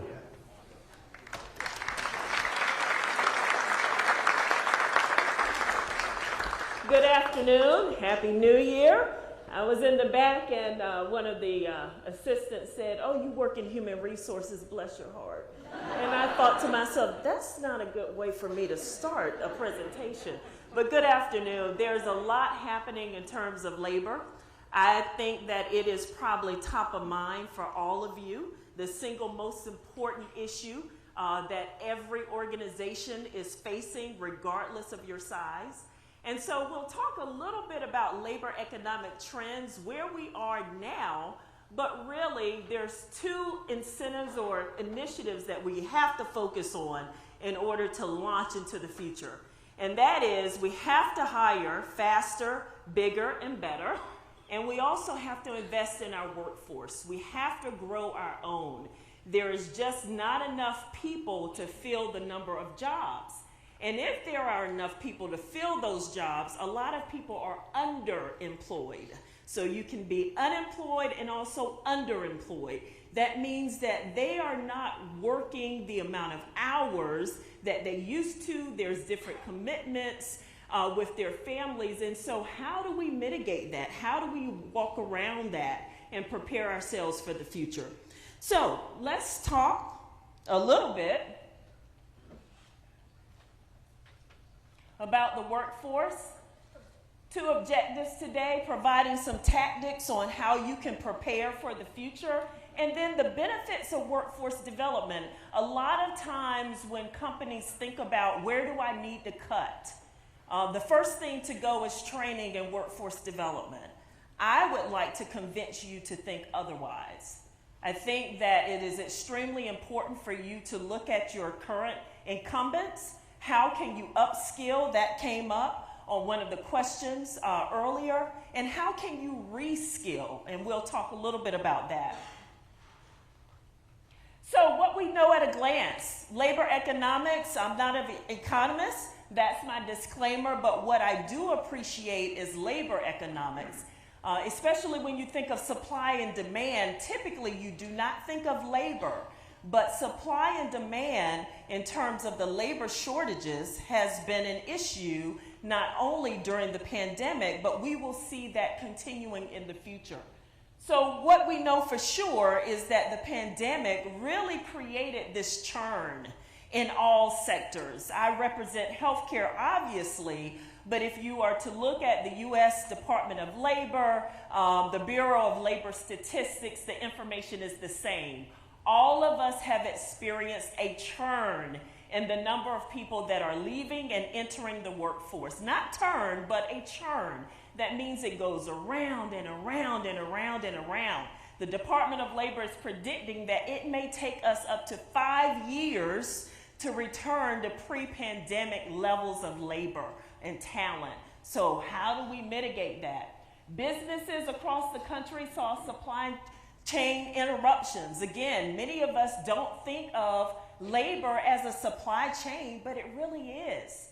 Think about the number of people that exited your organization at the height of the pandemic. That is an indication of supply chain shortages. Unemployment rate. So you're probably scratching your head. You're saying, wait a minute. The unemployment rate nationally is 3.7%. That is extremely low. You're right. And in North Carolina, it's 3.9%. How in the world are there not enough people to fill vacancies? It's because many people are not working at the level that they worked before the pandemic. They have other obligations. They have decided that there's different priorities. And so you see more people working part-time. You see more people changing their hours and working in positions when they want to and how they want to. The number of long-term unemployed individuals remains at 1.2 million. So long-term means about 27 weeks or 6 months you have individuals that are unemployed. Not because there's not enough jobs. You saw some of that data earlier. The jobs are here. This is the #1 place to live, to work, to grow, to retire, to raise a family. So the supply is here. But we still can't meet the demand because, again, people are deciding how they want to work and when they want to work. The labor force participation rate at 62%, if you think about that, participation rate of labor, that means how many people are actually actively participating in the labor market.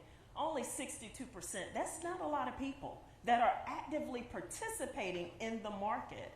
So when you look at that in relation to the percentage of the employment population ratio, again, extremely low. That really tells the story that there's not enough supply to meet the demand. Some more labor economic statistics from the Pew Research group, which is very well known.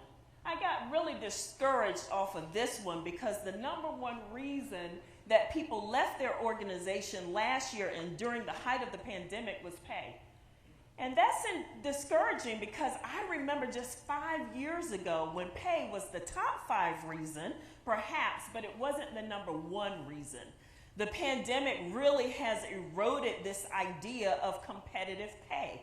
What you thought was competitive, now so many people are offering the same thing, if not more, if not better, and there's this push and pull and steady competition, that it really has eroded that idea of what competitive pay and benefits and total rewards really look like.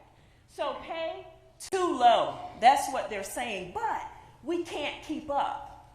The moment that the economy moves or that the market changes and you make changes in your organization with pay and benefits, what happens? It explodes again. And then you're back at the table, sitting with your CEOs and your CFOs asking for more. because the market is shifting and moving extremely fast, more than I've seen in my 27 years in HR. No opportunities for advancement. So why are we talking about workforce development? Because we have to. There's not enough people to fill the vacancies, so the only way to do that is to grow your own. We can't dismiss that. Feeling disrespected at work, that goes back to culture. I'll talk a little bit about that. And then childcare issues. I saw childcare issues on this research. What I didn't see is elder care issues or challenges. Think about the number of employees that have to take off work, not only because of that sick child, but then something happens with an aging parent. Sandwich generation is what we call it in HR. And so there are many times that childcare issues really overlap with elder care issues, and if you're a caregiver in general. So these trends won't change. Again, DOL, Bureau of Labor Statistics, says that we have about 5 more years before we return to normal. So we're at a crossroads. We're at a fork in the road. What do we do? How do we do it? We're in the #1 place to live and work. So is that going to make this process easy? Perhaps, maybe. We have many, many advantages, but we also have many hurdles to overcome. So some strategies based on those trends. We have to make recruitment of talent a business imperative. Gone are the days where people apply to your organization. We have to now meet them where they are, using technology, using test to hire, making sure that quickly we can make decisions on those individuals to fill our jobs and our vacancies. Remember, there's a lot of passive, underemployed people. And so those are the individuals that we want to reach. Those are the ones that are on Instagram and Twitter and Facebook, and all of a sudden your vacancy or your ad pops by. That's passive recruitment. We have to meet them where they are. We have to stay market competitive. Even though it shifts, we have to be vigilant about researching and making sure that we know what that competition looks like, what that market looks like. Market used to mean your local economy, your regional economy.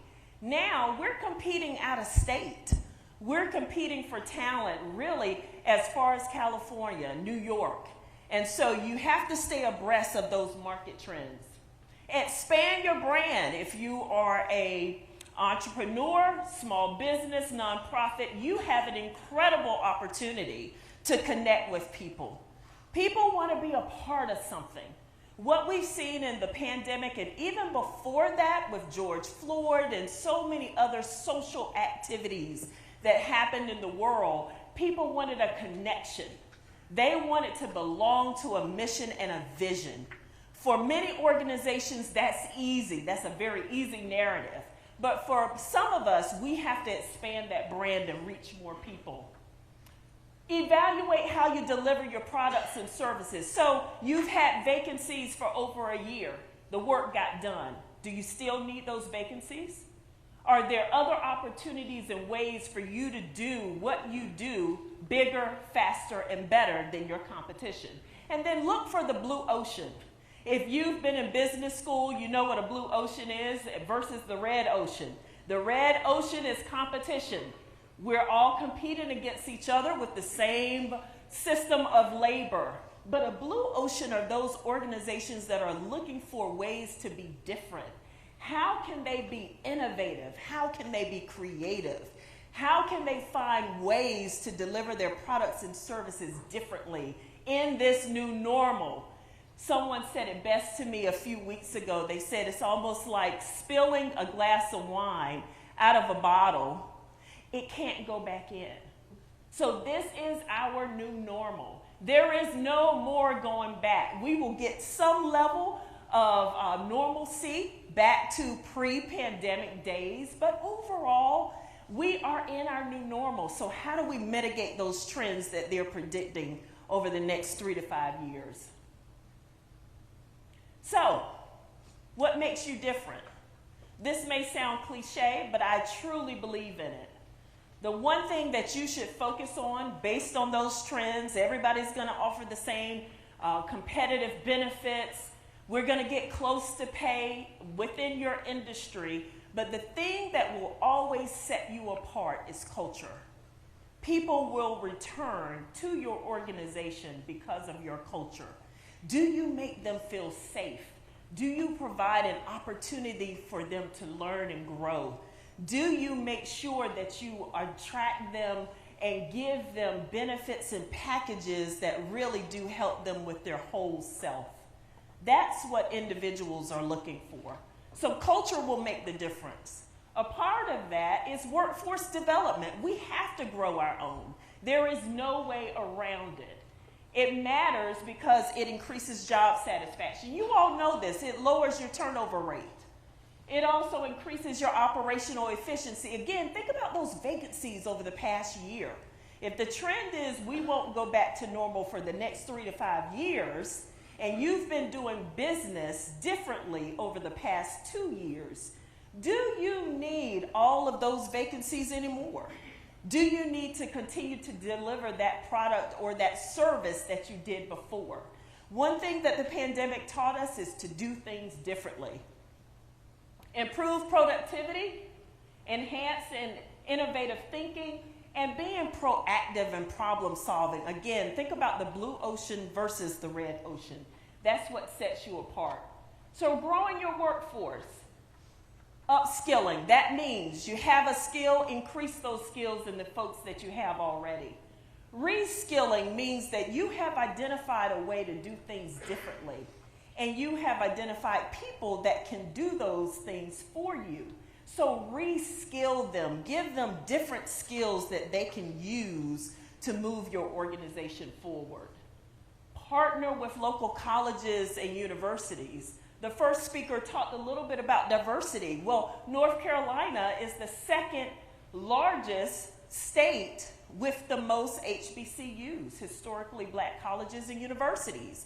That is an excellent way to expand diversity in your organization, diversity of thought.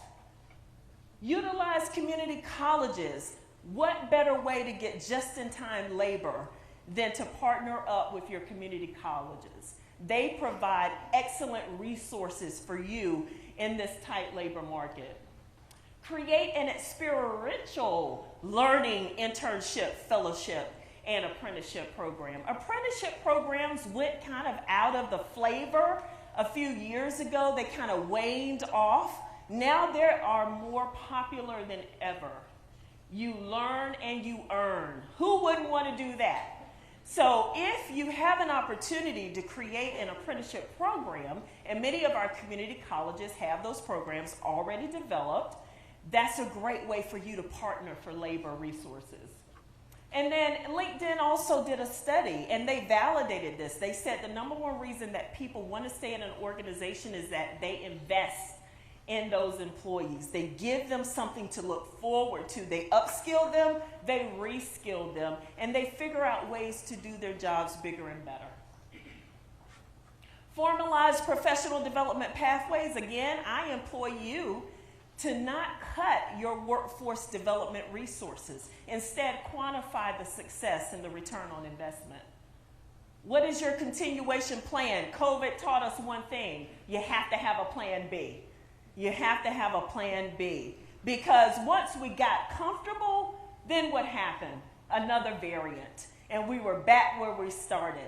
So if the pandemic taught us anything, that is to be prepared always. So what is your continuation plan for the next 5 years if the trend is that we will not go back to normal and it will take that long? What do you have in plan? And then quantify your success. What's your retention rate? What's your turnover rate, your vacancy rate? How do you quantify those formalized programs? This is just a snapshot at Wakeman. I'm very proud of the investment that we have made in workforce development.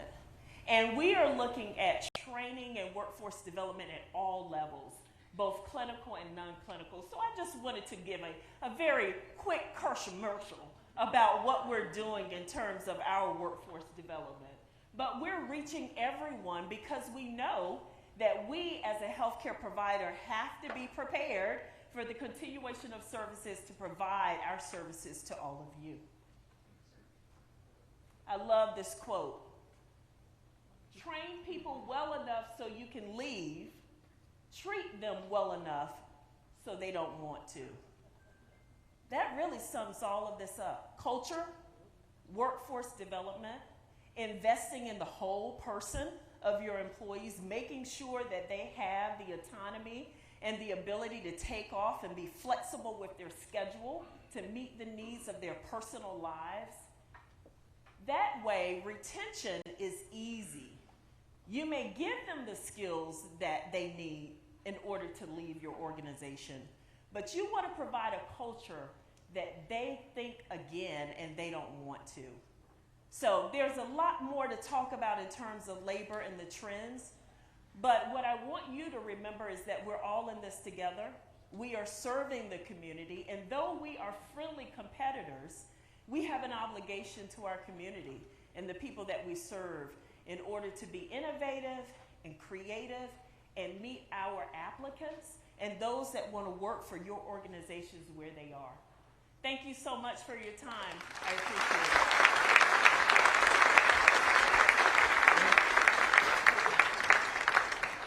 And finally this afternoon, please welcome to the stage Brian Leary.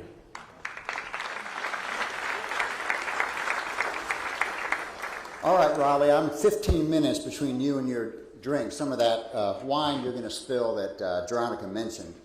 So good to be back here. This is the fourth time I've got to do this, and I thought about getting Doc and the DeLorean that we could all get in and just skip 23 and go right to 24.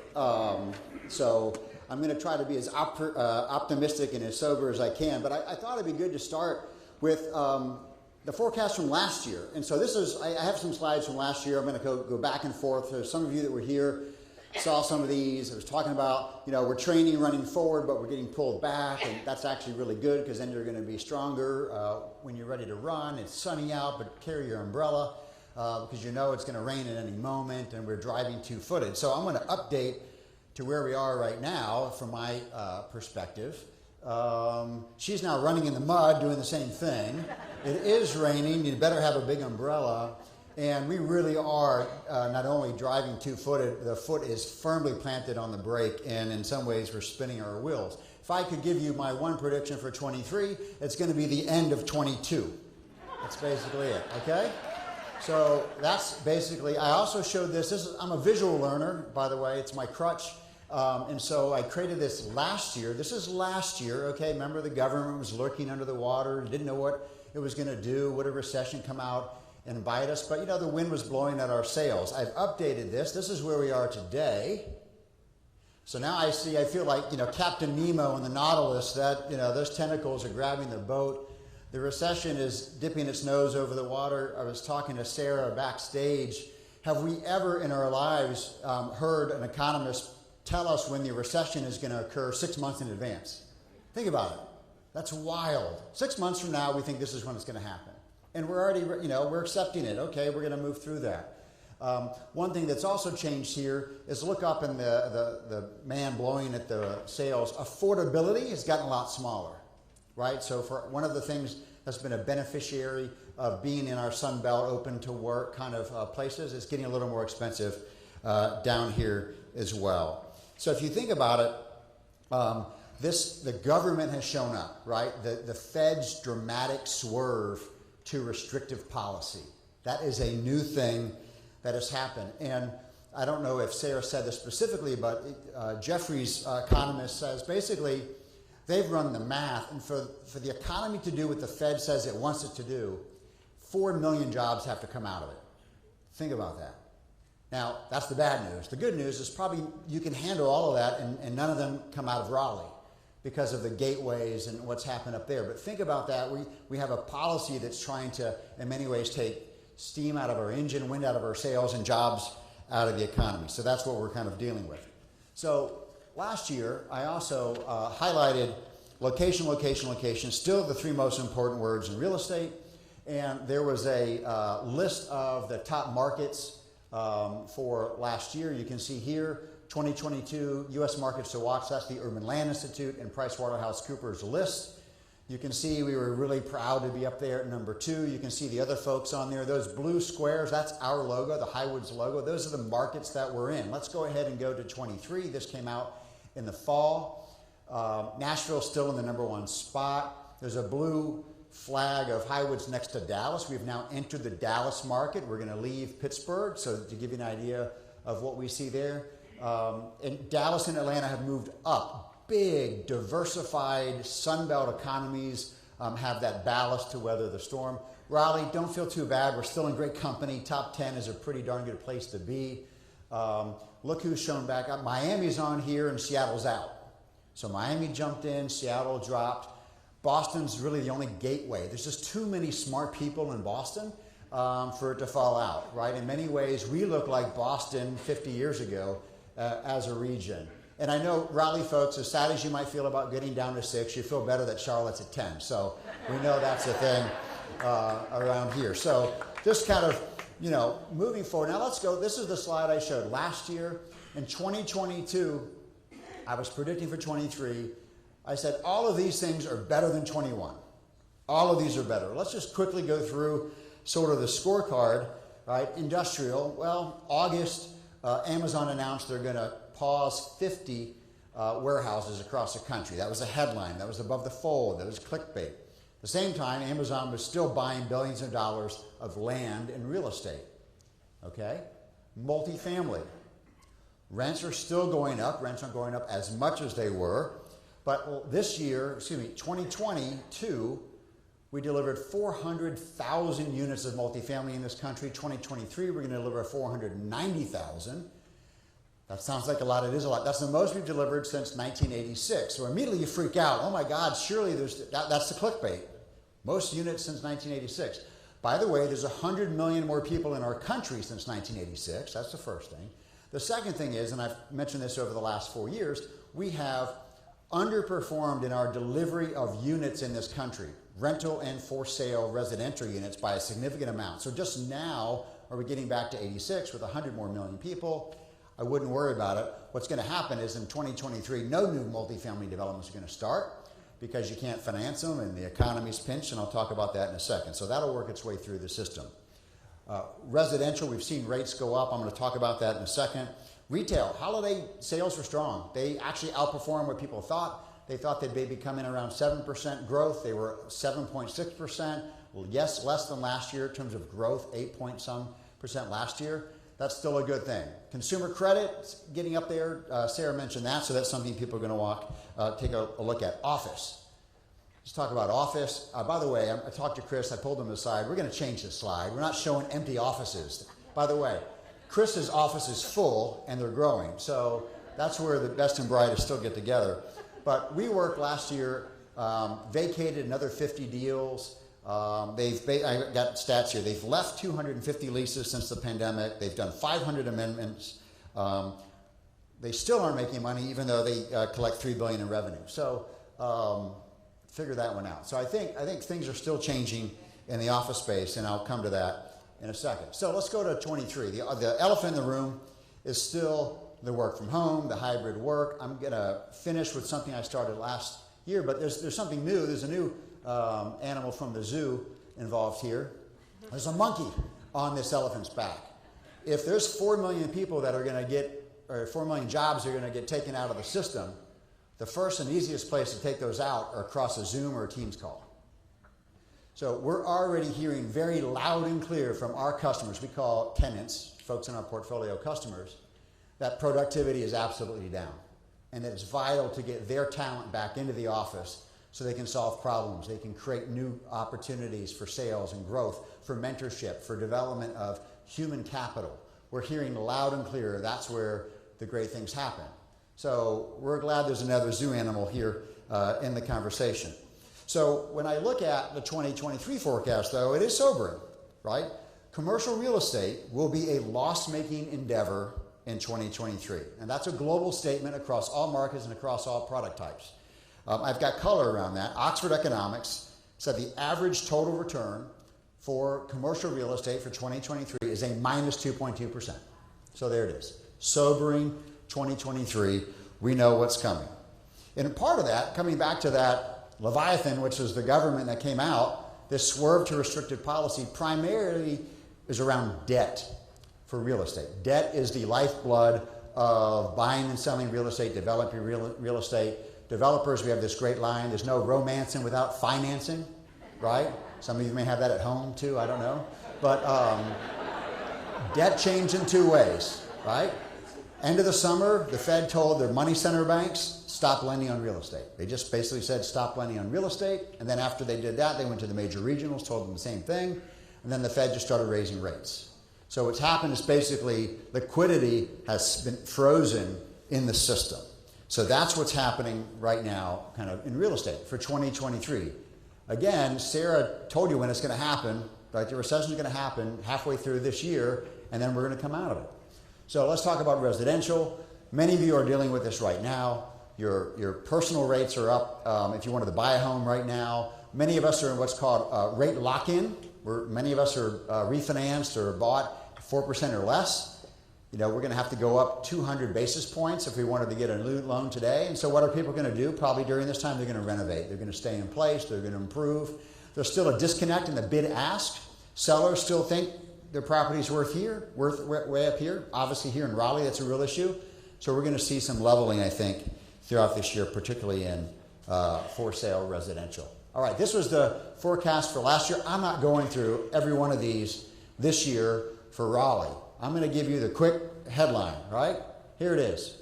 Raleigh's better than the U.S. Right? That's it, right? Okay? All right? 3 acorns, not 5 acorns. Sorry, Raleigh, we got to take our medicine. We are part of the United States. We are in this economy. And this is, that's the bad news. The good news is, again, we think this is temporal. This is self-induced. This is a little bit of castor oil to the patient to go ahead and slow some things down. Now, I want to come back to a bigger kind of thing, the kind of the future of office. Some of you may remember this idea of the adjacent possible I talked about last year. I'm going to go through this pretty quick. This can also be a 30-minute presentation of itself. I'm not doing that. But I believe the whole economy from a jobs workforce and a company standpoint can be spread across this tub of Neapolitan ice cream that my dad loved to eat in the 80s. Okay, I believe the bell curve that goes over it is the appropriate distribution of talent within the economy and within an organization. The P talent on the left, those are folks that make sure 1 equals 1 and always 1 and not less than 1 and not more than 1. They are protect value folks. 1 plus 1 equals 1 and always 1. The middle section, those folks are 1 plus 1 equals 2. Those are add value people. The third folks are 1 plus 1 equals 3. Those are folks like Elon Musk, right? Elon Musk would not have a rocket in space or a car on the road if his entire organization were Elon Musk's. There's no chance. Right? Look at what's happening at Twitter, right? This sort of melt down and build it back up again kind of thing. But these P folks, this protect value, they could also be really around process. Their jobs are inherently process-driven, right? Process-driven had been kind of back office.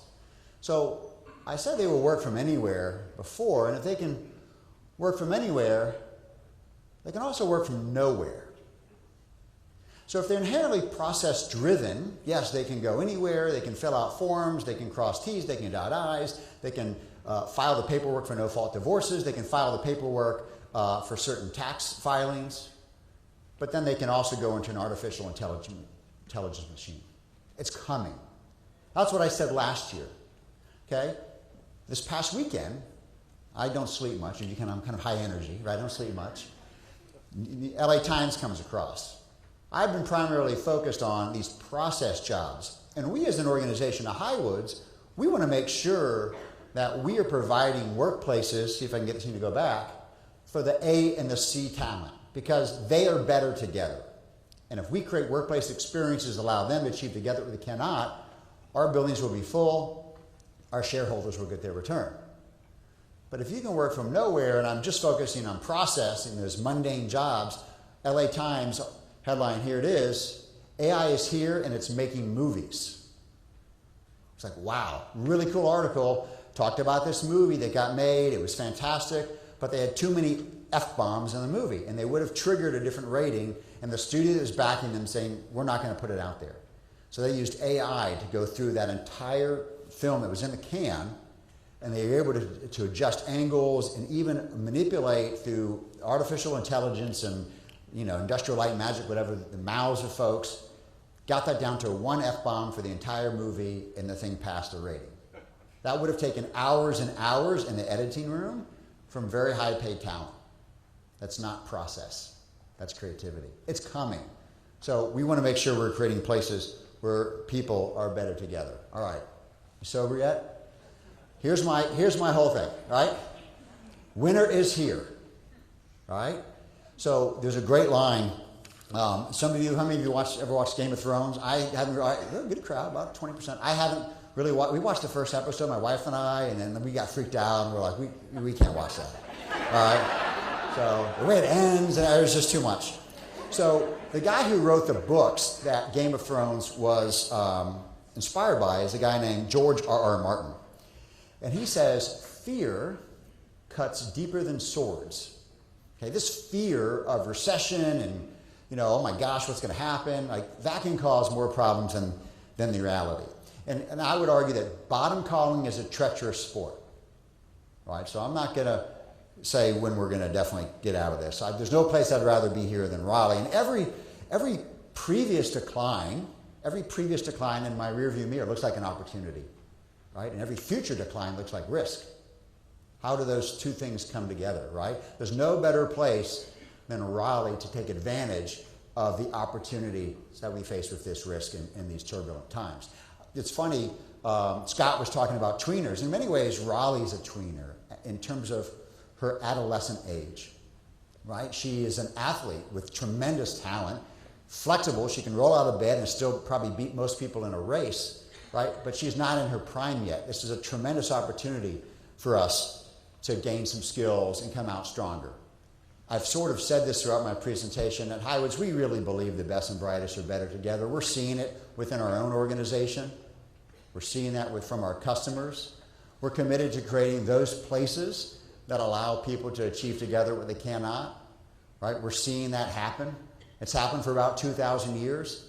When 12 guys were really scared about what was going to happen next, they locked themselves in a room, had a meal, and then look what happened, right? Spread across the globe for 2,000 years. It's happened with the likes, Google. They feed everyone meals at Google. Some say they do that, they don't want anyone ever to leave, but they can track search and Gmail to meals at Google. So with that, thank you all. We're happy to be downtown. We've moved downtown. We believe we're better together downtown, and thank you.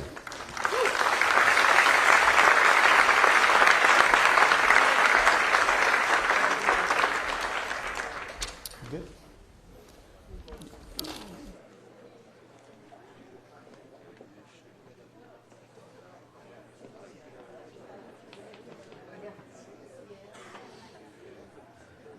I want to thank our speakers very much. That was fantastic. What a great way to wrap up this session right now. We do have one other session.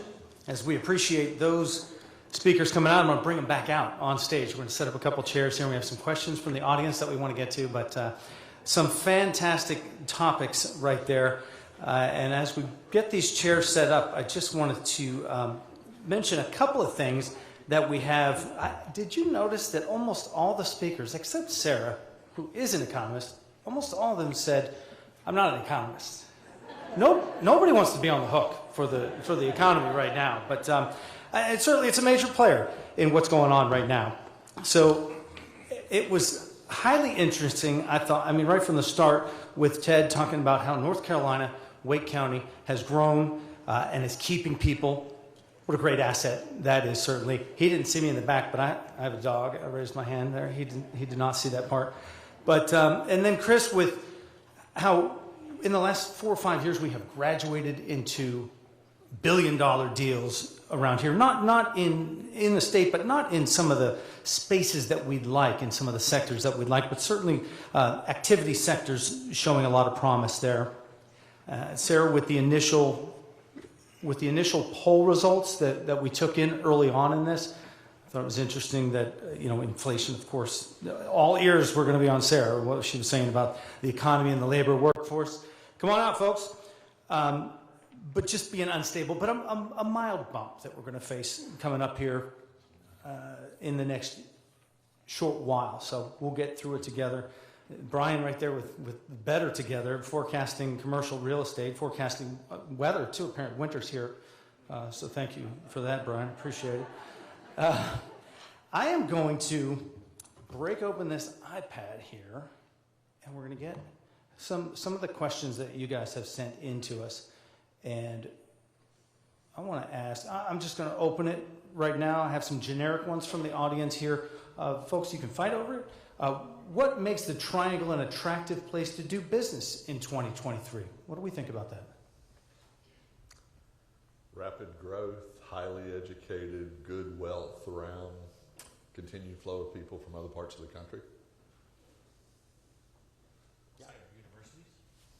Yeah, I don't think it's anything more complicated than talent. I mean, you saw some of the slides that Ted showed, for example, how competitive it is for employers to attract the talent that they need, regardless of industry sector. And by definition, when you have a fast-growing region like we live in here in the Triangle, you're going to be at more of an advantage from a slower growth or a no-growth region, which are, of course, make up some of the competitors that we go up with against every day. Business climate's also rated as one of the best in the country, so we shouldn't forget that. Diversity. How about goals as a leader in 2023 in your respective businesses? I think agility is big in healthcare. The pandemic really tested our resilience, and I think our ability to shift and be creative and innovative. I keep using those words because typically you don't think of healthcare and hospitals to be innovative and creative, but we have a whole department around it because what we know for sure is that things like the pandemic can happen at any moment, and we can't stop care. So we must be agile in making sure that we meet the needs of our community. I might clip on and say there's a real difference between leadership and authority, and leadership's kind of an active voice. And so there's a great opportunity, just as we talked about during these turbulent times, for organizations to see that same from a personal standpoint, a human capital standpoint. So everything Jeronica said, this is the perfect time to be reinvesting and focusing on your talent development and making sure you have the right people on the bus.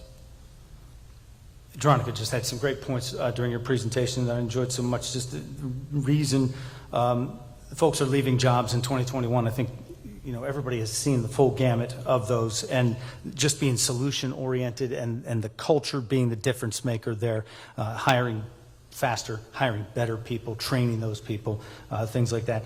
This is one I am not sure who to direct it to, so again, if you feel like jumping on this one, how do you anticipate the new work from home trend could negatively affect our local economy, from brick and mortar retail to the restaurant industry, essential service jobs that are reliant on daytime communal activity? Let me take a shot at that, and someone else will. It's interesting, we were talking about the unemployment rate for the nation, 3.7, state 3.9, the regions, very low. But in reality, when we were looking at IT jobs, the effective unemployment rate in the Triangle is like 1%, because there's so many people that can live here and work jobs in Cleveland and New York and other places. So while it might be counterintuitive for the office guy to say this work from home thing is a big farce, it's not. It's here to stay. Hybrid work is here to stay. And I'm not worried about the impact. Has anyone been out on the interstate around 2 o'clock in the afternoon? There's plenty of people out spending money. They're not in the office working, or they're not at home working either. I would see, right?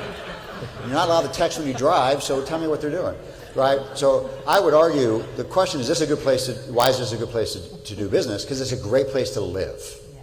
So when you have a really high quality of life, which has become a priority, particularly through the pandemic, right? YOLO, anyone over 40 probably doesn't know what YOLO means, but like you only live once is what that means. Choose your best self, life-work balance, all this stuff that no one ever, told me, growing up. that really matters. And so I think as a place to live, it allows us to be a winner in this kind of work from home. Yeah, I'd say in terms of, piggybacking off of what Brian said, is you're competing more against other areas, but you also have more opportunities for the local population. And so that feeds back to some of those local service jobs that, aren't going to be remote. And so that does fuel that positive demand and creates that virtuous circle of growth where there's always going to be in-person jobs. And so that, those lifestyle benefits feed back into that. Scott, I got a question directly for you. How about that? From an avid viewer, I understand. And I love the pay it forward line there. I mean, that's so important. I mean, that translates and can transfer to certainly anything. And just tremendous insight into startups and, some of the struggles, but really what the triangle and venture capitalism can be, and venture capital investments can be.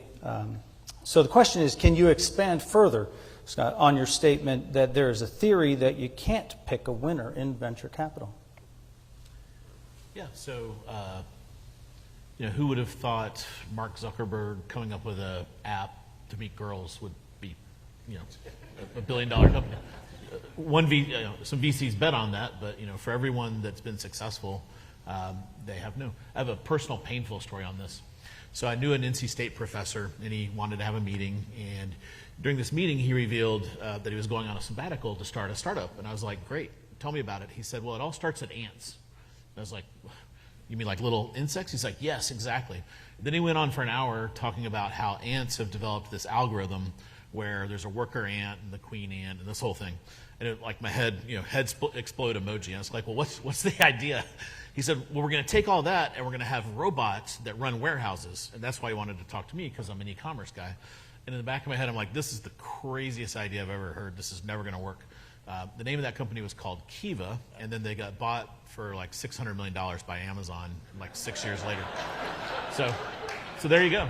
So that was a very painful lesson where I was like, man, if I had just written a $50,000 check on that one, once you said ants, I should have been like, all right, you had me at ants. But there's a painful, miss on my part where I thought, this is just so insane, but it ended up, some of the most insane ideas end up being the best ones. And then, a lot of venture capitalists, they'll run things through this process where they look at the addressable market. Well, what's the addressable market for robots that use an ant algorithm to automate warehouses? At that point, it was like minus, didn't exist. And then you can do all this due diligence, but no due diligence would have determined if that would be successful. So that's kind of the, and there are many, many stories of companies that have not gotten funded and people saying no that missed really big opportunities because they're not obvious on the surface. Super interesting. Assuming that, and Sarah, this is going to be for you, I'm pretty sure, at first glance here, assuming the anticipated Fed interest rate-driven recession causes the desired decrease in inflation, how long would it take before the interest rates were then in turn lowered? Yeah, so I think that's going to be a really different aspect of the current environment. So, historically the Fed has started to ease policy at the first signs of weakness, but that's a lot easier to do when, like in the last cycle, inflation was struggling to meet 2%, so they could take out some insurance cuts and not worry about the inflation picture. But I think the reaction function of the Fed is very different this go around. So as I mentioned in my previous comments, they were burned by being too optimistic that inflation would resolve itself earlier this cycle, and I think they really are scarred by the 1970s and having not gone hard enough and allowing inflation to fester, wage price spiral, and as I think one of the themes that came across all of our presentations was the labor shortage and the pressures that we're continuing to see that this isn't just a cyclical phenomenon, this is likely a long-term phenomena. And so I think that that's really the different aspect. So we don't necessarily think that inflation has to get all the way back to 2% for the Fed to begin to ease, but it is probably we are probably going to need to be seeing other signs of material weakness in the economy. So I mentioned, GDP contracting probably somewhere around 1%, but also higher unemployment. So I think that's going to be really hard for the Fed to stomach as inflation is coming down, that if you have the other side of their mandate, the labor market, more materially weakening, and you see it is a lot tougher for Americans to get jobs.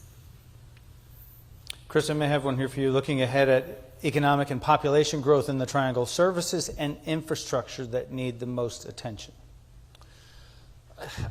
I think it's the normal things that you would associate with any kind of high growth market, right? I mean, we're one of the fastest growing population centers. That's been touched on multiple times by the panelists up here on stage, and with that's going to come challenges of growth, right? And you'd rather, if you're an economic developer or you want to live in a prosperous city, you'd rather have the challenges of growth than the challenges of shrinkage or scarcity. And our challenges of growth revolve around pretty elementary issues like housing, so availability and affordability. Class sizes in schools. You don't want school overcrowding because that could compromise the quality of the K through 12 education. And then traffic congestion is one of those things that certainly can be measured, but it's oftentimes one of those proxies for quality of life and how people perceive the attractiveness of living in a particular part of the world. And we don't want to become that reputation that Atlanta and even places like Austin have today of just being places where you just literally they've choked on their own growth in terms of traffic congestion. All of that would reflect poorly on this region as a place to live and do business. So I don't think, again, it's any more complicated than those types of issues, but others may chime in. I would just say that we've got all sorts of examples across the country of places that were growing that tried to constrain housing or tried to constrain something else. And what they've got today is unaffordability. And so it's a balance that you have, but it wasn't that long ago that San Francisco and Seattle and San Diego were the growth places. They had high in-migration, they had high education, they had dynamic economies, but they tried hard not to grow for a while. They didn't permit any housing. I think the number is in California, there's been 2.5 jobs created for every housing unit that's been created. And so you create unaffordability, which in turn makes all sorts of things worse. So it's always a balance between it. To Ted's point, there's very few new problems in growing cities, right? I mean, we're 10 years behind Charlotte, whether you like it or not. We're 40 years behind Atlanta. We're 50 years behind Dallas. And the key is recognizing that as you get older, the things that you buy and use are more expensive. So when I was a kid, my transportation was a big wheel. It cost one amount. Then you move to the bike, it costs a different amount. Your first car costs one, right? And so we need to make sure that we're eyes wide open and do what we need to do to afford those things about being the region we want to be. We need to get you a tractor from that young age instead of a big wheel. Jeronica, you talked about culture being the difference maker, right? So can you give us some key tips that you would give to employers and business owners to retain employees and create that culture where they want to work? Yeah, I think in this economic situation, in terms of the labor shortage, I think scheduling, flexibility in schedule is very important. It's not really about the schedule, it's about why they need the schedule, and that's a work-life balance. So if you look at it from that perspective, then you address the schedule, yes, but what are the other needs, the hierarchy of needs that employees want? They want hybrid workforce. Again, I don't think that's going to change. The literature, peer-reviewed literature says that it will not, that will continue. And that will be the way that we conduct business, is to have individuals working from home. And so how do we make their home space conducive to deliver the services and the products and the demand that we as an organization want? So my first tip would be to make sure that you have some flexibility in scheduling to meet the work-life balance of your employees. And then I would also say mental health. I could have spent a whole talk on mental health and well-being, but that is the number one reason why many folks during the pandemic left the workforce. The stress, the anxiety, the burnout, and that's not just in healthcare. Healthcare, obviously, you have those and it's compounded, but in all sectors, people had true fear, and that fear was real. So how do you help them feel safe and comfortable at work? And that at work doesn't have to mean physically at work. It can be at home working for you. So flexible scheduling, mental health, and well-being, I would say, are the top two priorities that an employer has to invest in order to retain their staff. And I'll say, I mean, the question came up earlier about leadership challenges that each of us is facing. I think for us, we're a nonprofit that works on the state's behalf. We're about 75 people, and we do a diversity of things. I talked a little bit today just about business recruitment, but we're also responsible for things like tourism, promotion for the state, international trade. We're a very flat organization, and so in exit interviews as a nonprofit, in this labor market, we have lost more people than I would like over these past couple of years. It's our people are very visible. They're engaged with a lot of different partners. It's easy for one of those clients or partners to poach one of our folks and offer them a pay package that is just hard for us to do as a nonprofit. But it's not even the pay that comes up most often in those exit interviews. It's lack of a visible pathway for them to grow professionally. It's that development opportunity that Jeronica talked about in her presentation. So that's something I'm trying to be more conscious of, is with a flat organization and not a lot of traditional vertical promotion, how do we help people feel like they're advancing professionally by acquiring new knowledge, new skill sets? Because on the pay side, the private sector is always going to run laps around what the nonprofit can do. So the purpose that Jeronica talked about as a nonprofit that's working for the benefit of North Carolina's well-being, that appeals to certain people, but it's also how do we invest in development and long-term professional growth for the people who join our team. For the group, key characteristics and skills needed in a leader who wants to succeed in this climate. We'll go down the line here. Empathy. I think it's a really important. It's different than sympathy, right? And Jeronica can run circles around us in this space, but it's really listening, understanding what your team needs, and then serving them. Data, knowledge, action. We have to be able to quantify what we do. How we spend money is very important. So being able to quantify our initiatives and our processes and our programs are very important. Yeah, I would, to borrow from your previous statement, I would say adaptability. So we live in this world where things are changing at a increasingly crazy pace. So keeping up with that has been interesting. I mean, a certain degree of humility and vulnerability. I mean, we don't have all the answers, right? I mean, I think we're in positions where we have to make decisions that are to serve the benefit of the organization, but none of us, I think, are 100% confident that those are ultimately the best decisions, but it's on us to explain those decisions to the people who are part of our team so they understand why we're making the decisions that we are. It's because we believe that's in the best long-term interest of the organizations that we represent, and I think I've always tried to be clear with our folks that I don't have all the answers, but I am trying to make the best possible decision given the limited information that I have in any particular situation. I think being rigid is the worst thing. So trying to be flexible, adaptable, being a learning leader that you're continuously trying to find, as Chris said, the next thing. And I find a sense of humor helps a great deal, especially on Zoom calls. So Chris took mine, which was humility, in that this is a rapidly changing environment. So everything from the pandemic changed a lot of the ways we work and run businesses. It accelerated existing trends. It reversed some others. And then you couple it on with some of just, everything in the economic backdrop with, rapid change in interest rates, coupled on some of the long-term challenges in terms of population and demographic factors that Ted talked about. And so there's a lot changing in this environment. And so there's a lot we don't know. There's a lot we can get wrong. And so I think just being humble about what we do know, what we don't know, and having that feed back into some of that adaptability. So being able to pivot and change and just acknowledge that this is a very unique period. Well, now I'm going to let you start, and so he can't take your answer on this one. And we can go down the line, but this might not necessarily be for everyone, but we've talked a lot about labor force and inflation. How does inflation affect pay?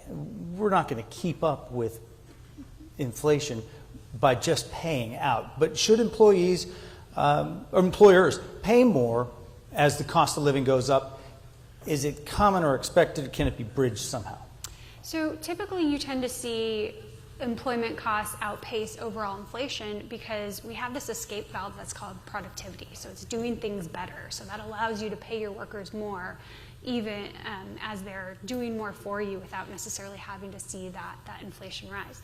This past year, we've seen the opposite, where we've seen real declines in real wages, just as inflation has outpaced the overall pace of wage gains. But I mean, ultimately, inflation, I think, does factor into what businesses are thinking and what it takes to retain workers. To some extent, workers push and bargaining power in a very tight labor market. But I think ultimately we need to see, you should tend to see real wages.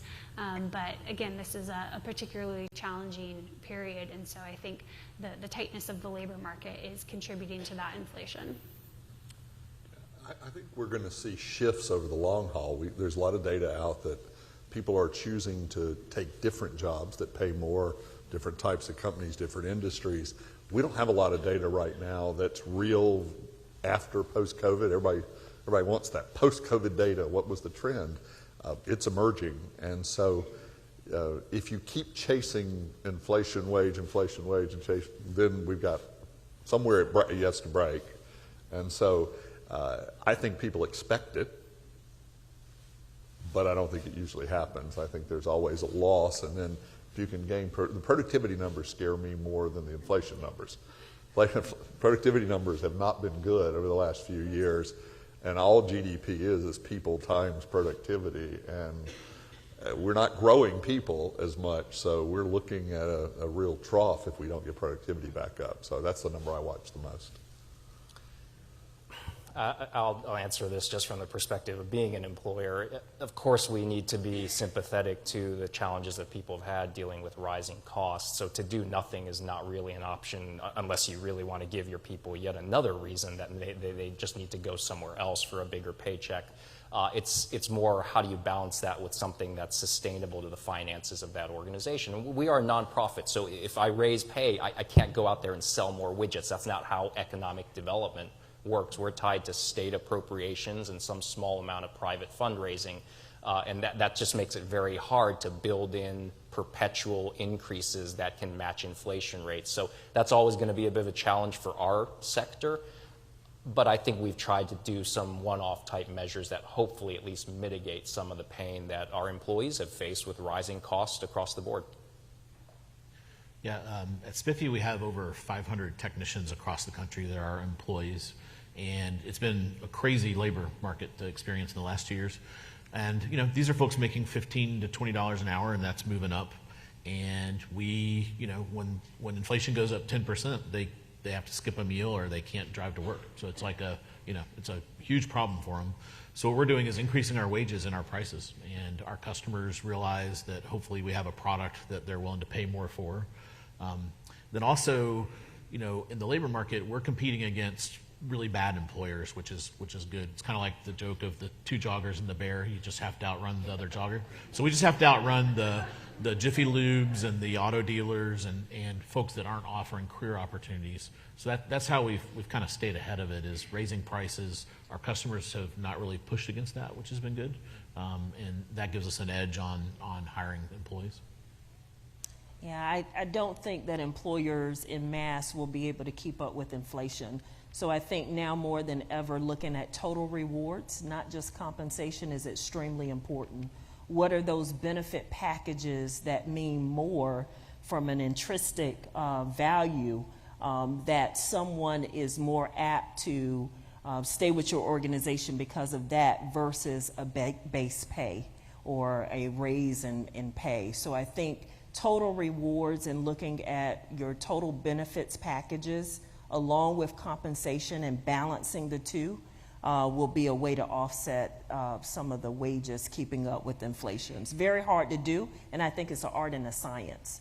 You certainly can't quantify all of it, but it really is an art and science. And listening to your employees and what they need is going to be critically important. Increasing G&A without increasing revenue is not a very sustainable kind of path for an organization. So what you'll see, and we've seen it, is vacancies might stay vacant longer if you have that fixed amount to spend, and we're going to go ahead and do that. Or to Chris's point, talent is going to go somewhere else, and you give an opportunity for other folks to step up and shine. And typically, someone who's stepping up and shine probably is not as expensive. Maybe they're stepping into the previous spot, And at first, in the beginning, you know, we have a legacy of folks who've worked at the company for a very long time. And at the beginning of the pandemic, we went through, one might argue, a higher than normal rate of turnover. And it's been some of the greatest adds to the whole company. And folks are fired up and they want to be there. And there's growth. And folks are moving between different offices. And it's been good. But fundamentally, you got to figure some of this stuff out. This, I believe, I'm going to go with Scott and Chris on this one, but anybody is welcome to open up on it. What submarkets in Wake County do you feel are ones to watch, and why? In startup land, we do this weird thing where we take something and we put tech on the back of it. So we have ag tech, which would be agricultural tech. We're seeing a lot around prop tech, so startups that are building new software and other solutions for property, and real estate tech. So there's our teeny tiny fund is invested in 3 companies that are working on different fractional ownerships of residential and commercial properties. There's a ton of activity there.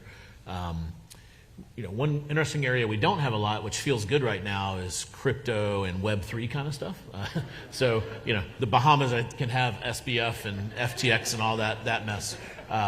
You know, then obviously our biotech is just huge here, which is, you know, that's part of the diverse part of our high-tech infrastructure is having kind of software, high-tech, and then the biotech side.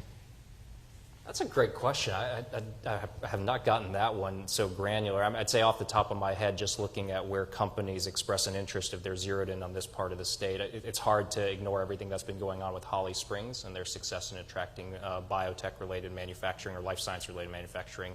Obviously, the portions of the RTP that sit in the park and everything that's going on there with what Apple's getting ready to do, that's very exciting, plus some of the transformation or re-envisioning of what the RTP looks like 20 years from now. That's something to be super excited about. I think Garner has some good foundations laid for industrial development of the sort that we typically would see come through us at the state level.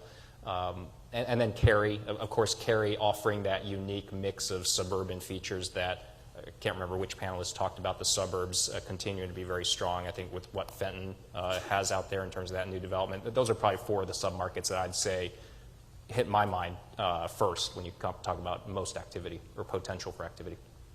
Well, I want to thank you all for your candidness, and I'm already 5 minutes over time, but that just flew right by, so I thought we'd keep going. How about it?